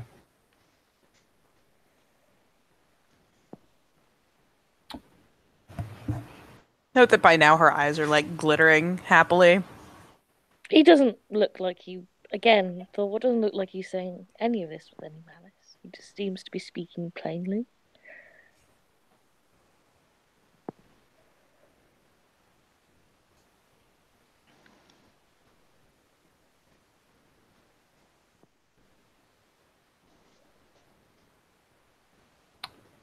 Well, the next couple of weeks, months, should be quite interesting for all of us, I believe. Some of us more than others. Hmm. He Well, smiles then, and he just sort of kisses her hand in sort of good sport. she smiles widely. I fear that this evening's pursuits have tired me somewhat. I may have to retire from your good company earlier than expected. It is quite all right. He stands up. You'll excuse me, I've had a busy evening, but it's good to see you both. He nods to Mina and Irene. Irene will curtsy. And Mina does what Mina does best, which is duck into an outrageous and not insultingly so, not quite, but an outrageous little bow with an arm flourish, making sure she is out of the way so he can clearly get to the door.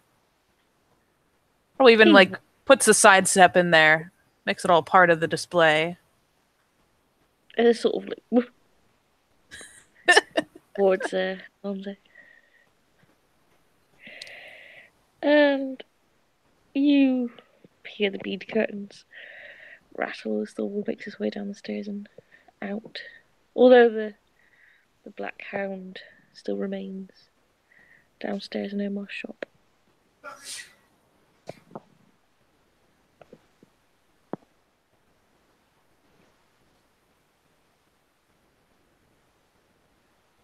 Mina will just idly shoot a glance after as he goes, because meh, why not?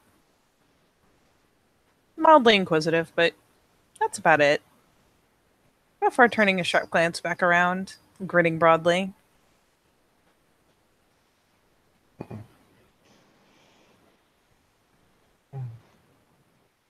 So have you been up to anything fun, Madeline? Hmm.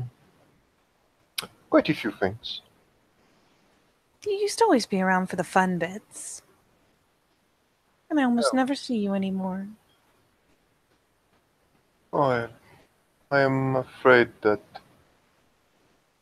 certain things will have to take precedence.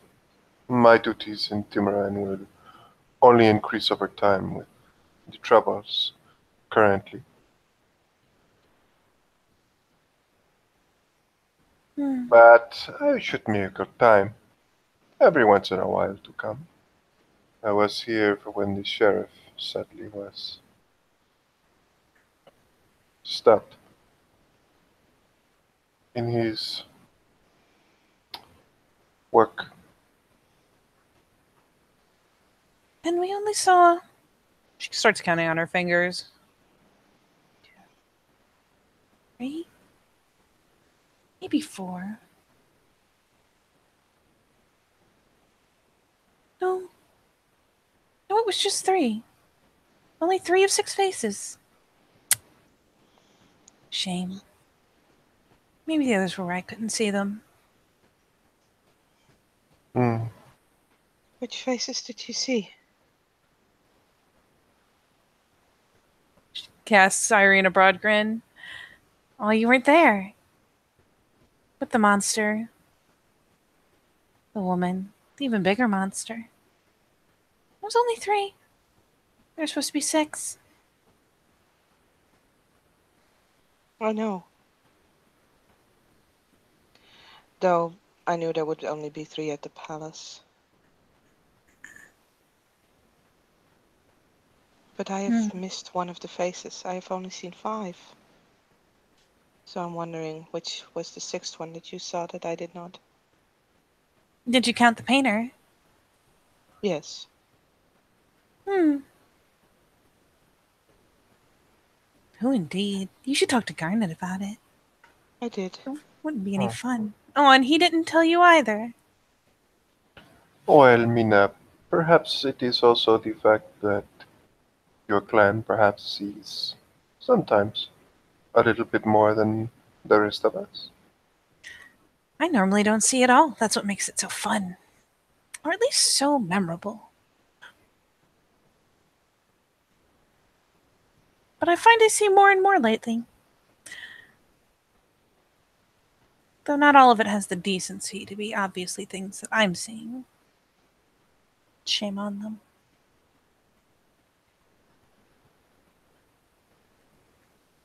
Though should you meet a little boy about... she starts taking a hand and gauging from the floor. Oh, Yato? Don't let him poke you on the nose. Terrible sport. Was no And fun. Irene now knows who the 6th individual is. She's like, duh, how could I have missed this? Like, she would say it, but she's like, oh, fuck, of course. Really? I'll roll to keep a straight face if you want to. Please do. So that I can roll against you for great justice.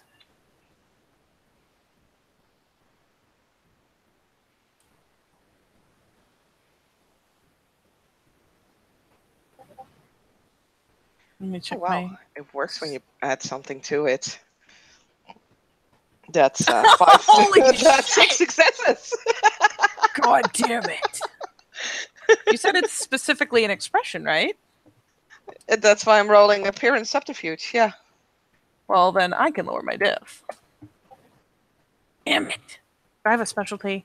I don't, because it's 3 and 3. Oh! Ah! So close. I'm watching you.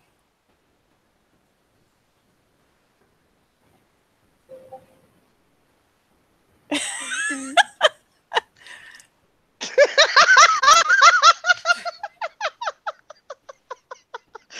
damn it, MA.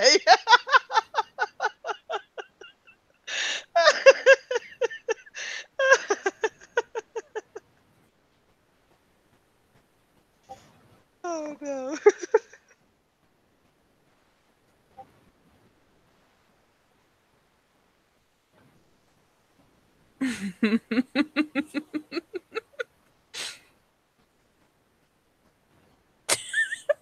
I love the tag you added.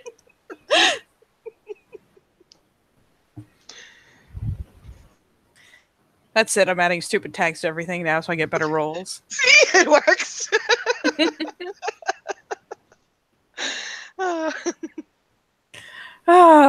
Damn. So she misses it. Yeah, it's a gesture, little boy. Not yay big. Just in rags. Don't let him boop you on the nose. It is not as playful in action as it looks like. I wonder, where did you see this boy? Well, I suppose Reverie wants to be seen, but I think... But she taps at her lip for a second. I could have sworn it was in the slums. Yes, I'm quite sure that's... Yes, the slums. After? Hmm?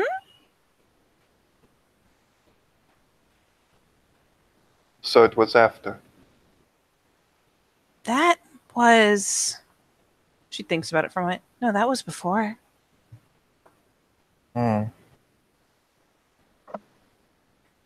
Interesting. Perhaps it is simply another person taken and used as a puppet. One would think that a human would have less to stand against with. You played very big games for a very little boy.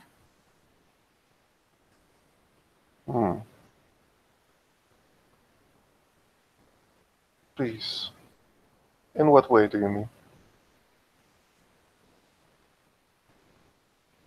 And there will actually be a moment where the I will roll things. Da-na-na. What are you rolling? I'm rolling stuff. Ugh! What kind of stuff? I mean, all this stuff. Oh, wow. It's Right. perception ability against it, right? Yes.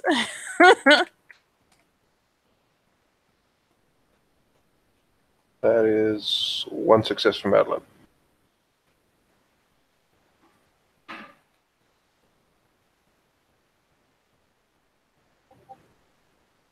Didn't work for me, Sass. Call bullshit. It didn't work for me either. Oh, Oh, well. It was worth a try. it's fucking... I don't even know where the fuck my specialties are, but I'm pretty sure it's lying.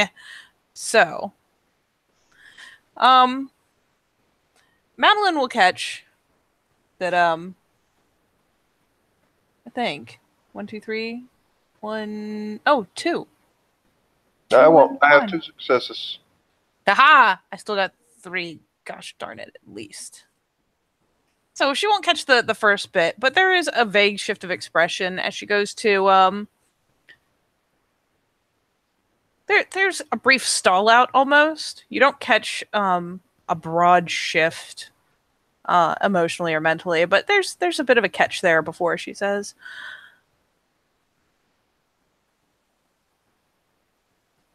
I suppose telling you wouldn't be any fun, and I can't show you. Though I suppose if he pokes you on the nose, you'll see just fine. I imagine he can make anyone see what he wants.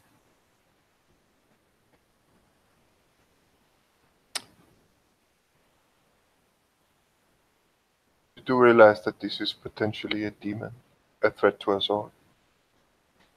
Well, if I realized that, I imagine I'd be a lot more alarmed about it. Do demons usually poke you on the nose and make you see things? Things that they can't know. Things that I don't even know. Well, I suppose I know now. If there is a chance that that is indeed the case, I am going to insist that you tell me exactly what you saw with this boy. And She tilts her head a notice bit. that like her smile is just faded. She looks quite serious at you, actually. Tilts her head the faintest bit, bringing up a hand to kind of cup the cheek in thought. So serious, Madeleine. It wasn't a demon. Besides, he didn't want to make a deal.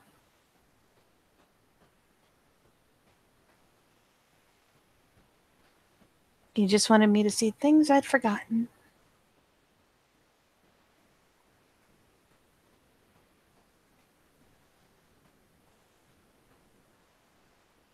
And she's more seriously studying Madeleine, though she is still holding the that sort of mask of the teasing smile. Madeline just looks at her. Hmm. So it brought up old memories?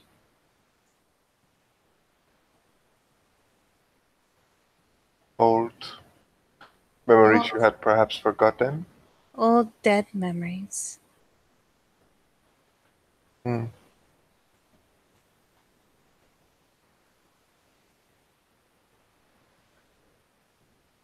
Hopefully it is not the same. Oh, I doubt it. Old, dead human memories.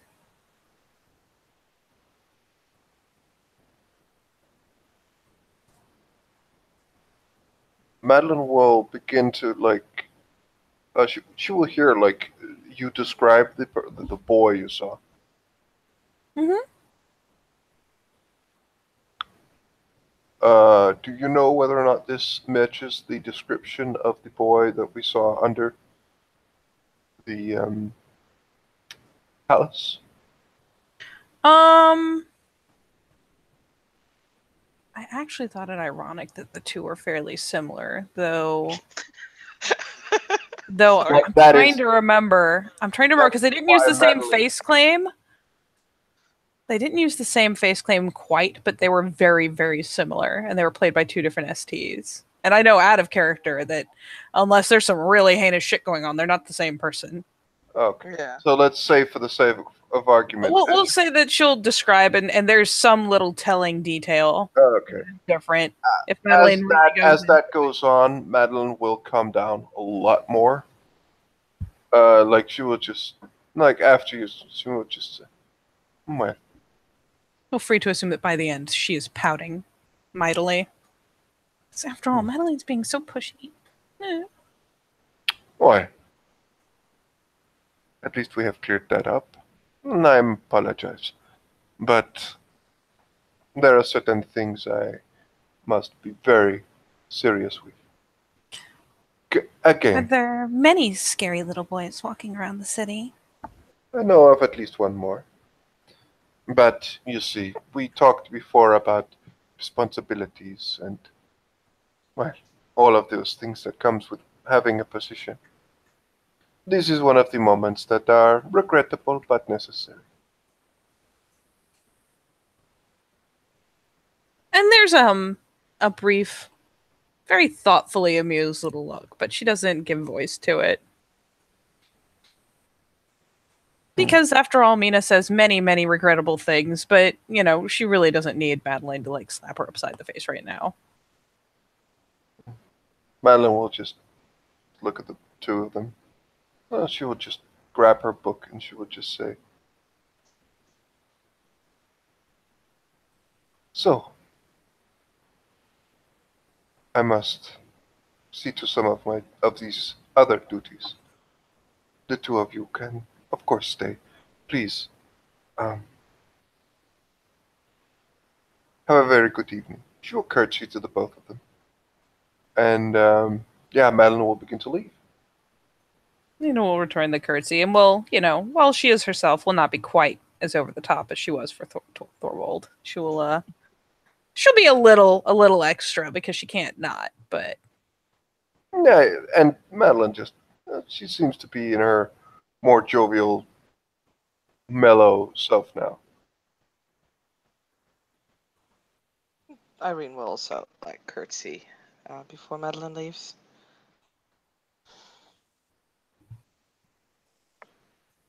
then once Madeline is well out, will lean over the slightest bit towards Irene, to do that little side talk thing and just be like,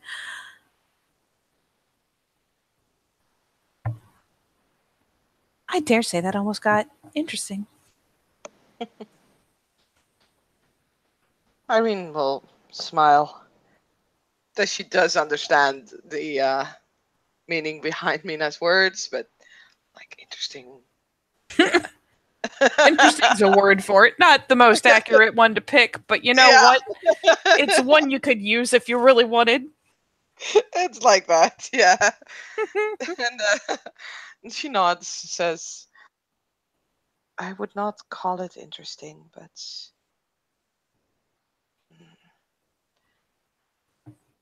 I do understand where Madeline came from just now.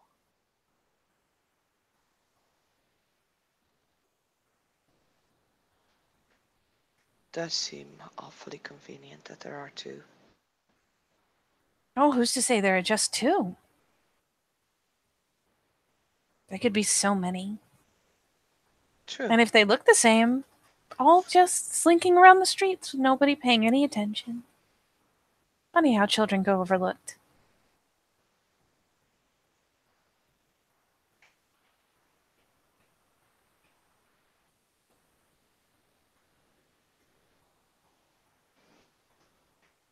It's often those who are, well, younger who are overlooked.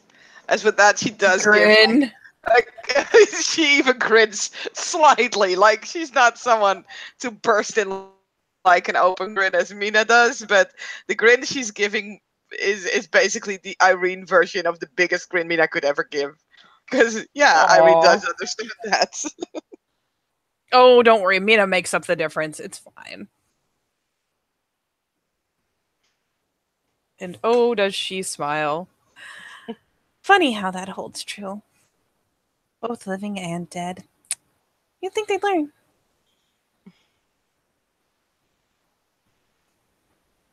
You think they do?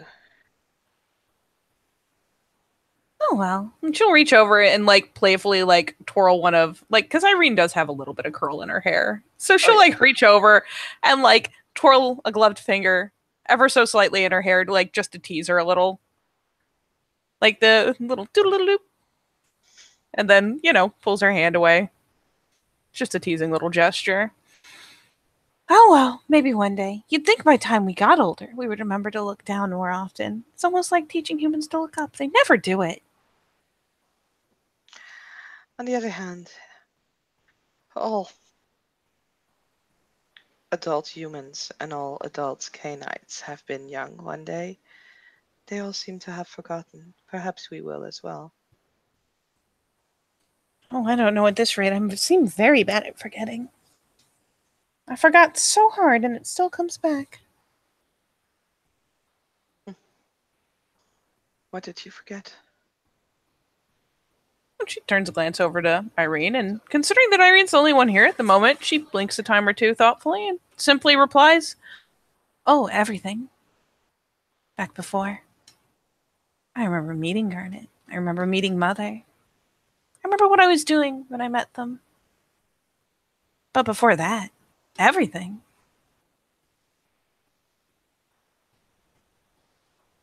You have no memory of your human life.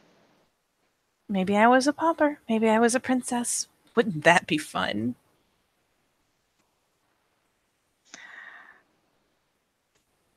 Trust me, it's not that much fun. Oh, only fun to find about now, of course. No, that sounds very boring. That sounds terribly, terribly boring. Nothing but embroidery and learning to ride side saddle. Ugh. Shudders. Irene smiles and nods as that is like almost exactly the childhood that she had. Oh, no, but funny to find out now, wouldn't you think? Well, there's definitely a certain mystery that sounds somewhat enticing, yes.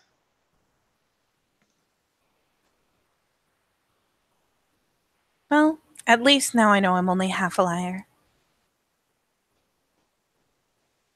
Oh? Oh, after all, and she pulls herself up and gestures down the length, from top of her head down. Well, after all, I didn't know Mina had a sister, but wouldn't you know? I mean, she's dead, of course, but I'm only half a liar for making her up. I see. So he made you remember things from your past. Mm-hmm.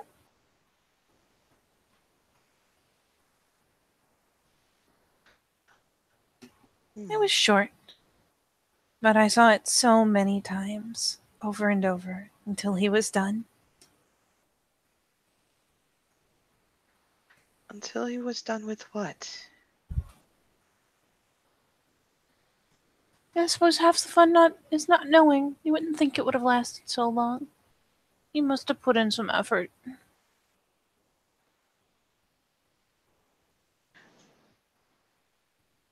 Could you tell me exactly what happened, or as far as you remember? In the memory, or seeing him. Seeing him. Oh, I was trying to be clever. It didn't work out, so I came through a door into one of the hovels. And there didn't seem to be anyone there when I first stepped out. But I started to go out to the street, and there was, after all, a boy there that I somehow didn't see before. And he spoke to me and said he knew me, knew my brother. And as we spoke, I thought he would be good fun to talk to, and I crouched down to speak to him. He reached out and touched my nose. And then it was screaming. The smell of rotting meat.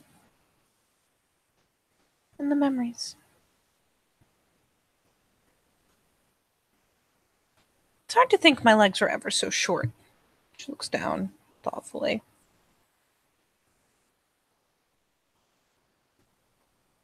Irene actually looks down thoughtfully as well. Different reason for being thoughtful, though. Mm-hmm.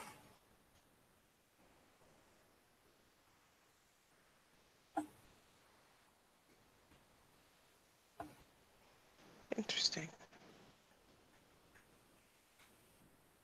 I mean, I had hoped so. Perhaps a little too interesting that time. Took me, what Junior said it took me, a good day. Well, a good night to come out of it.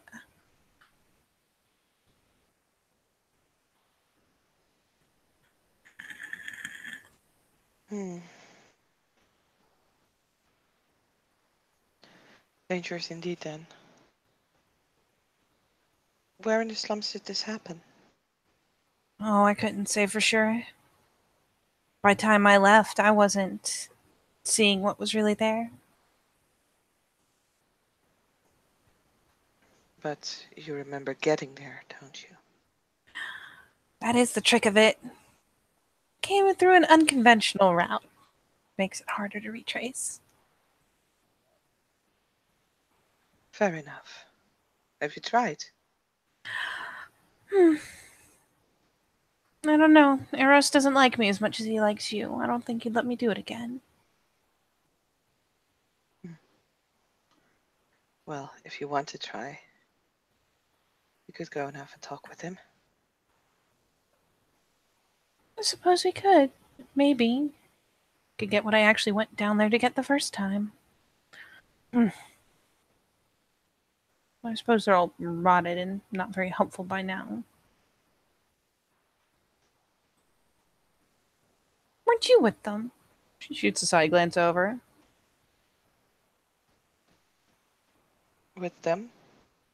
Were you with the group that Oh, went down under? Killed all the rats? yes. And none of you brought Yes. any of them back? I was not aware that they were meant to be brought back. I had thought, once I got down there and saw them, there were the large ones, all but bursting with babies. I thought I would grab one and take it back. Trade it off for someone to study. But I didn't get the chance.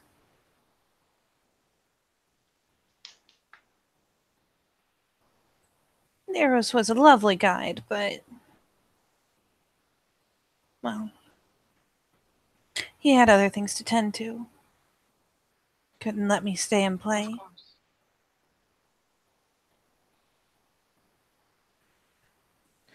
Well, if you would like to have a look down there, perhaps find your way back to that place, then I'm we sure could all it see would if that take can is be you. arranged. I'm sure all it would take is you batting your lashes. I do not believe that I am such a temptress. And I had thought that to an Nosferatu I would be a very good temptress, but it turns out not so much. She pouts. I even dressed nicely. I had to burn that outfit, though.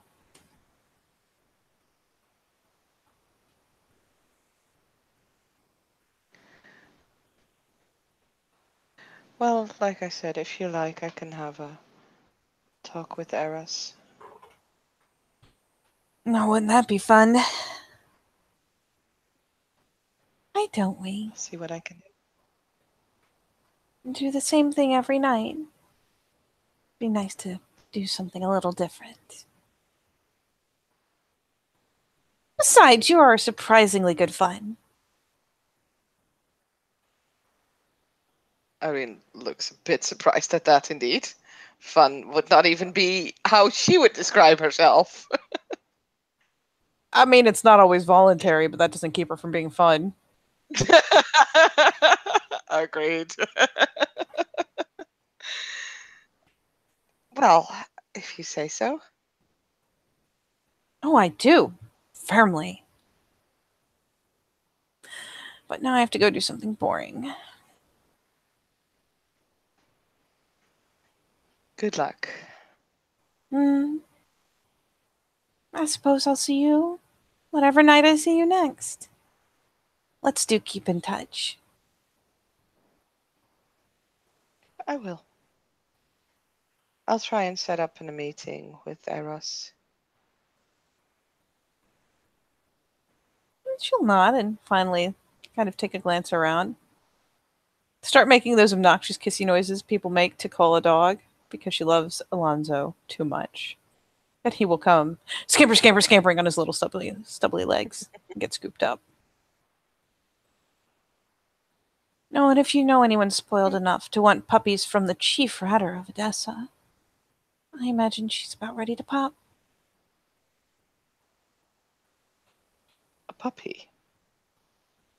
Of course. He's got a proven bloodline. Yes, he does. Like playing with his little muzzle and he's just tongue lolling, his face shaking around.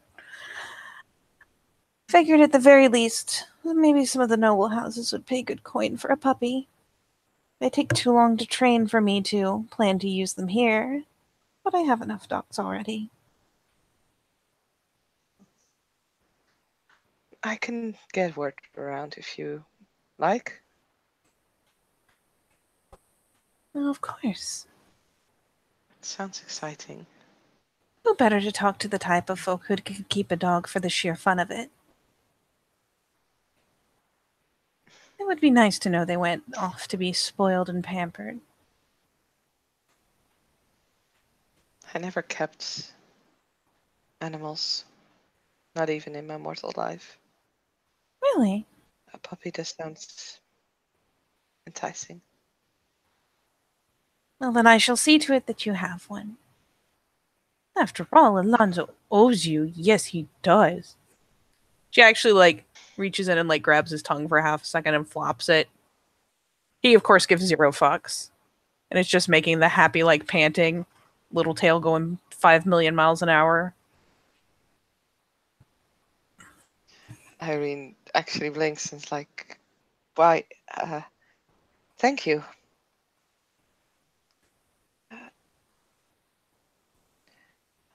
I would greatly enjoy such a gift. Is there any way that I can compensate for it? Consider it some more compensation for what you've done for me, or compensation for helping me get back under. It would be nice if I could get a hold of what I went down there for, but I suppose even figuring out where in the world that happened would be worth something. Let me know what houses to avoid. Ugh. I like Very games, well, but he then plays too hard. I will see that as compensation for it, and I will make sure that there will be a meeting soon. Well, she will dip again into the ridiculous bow.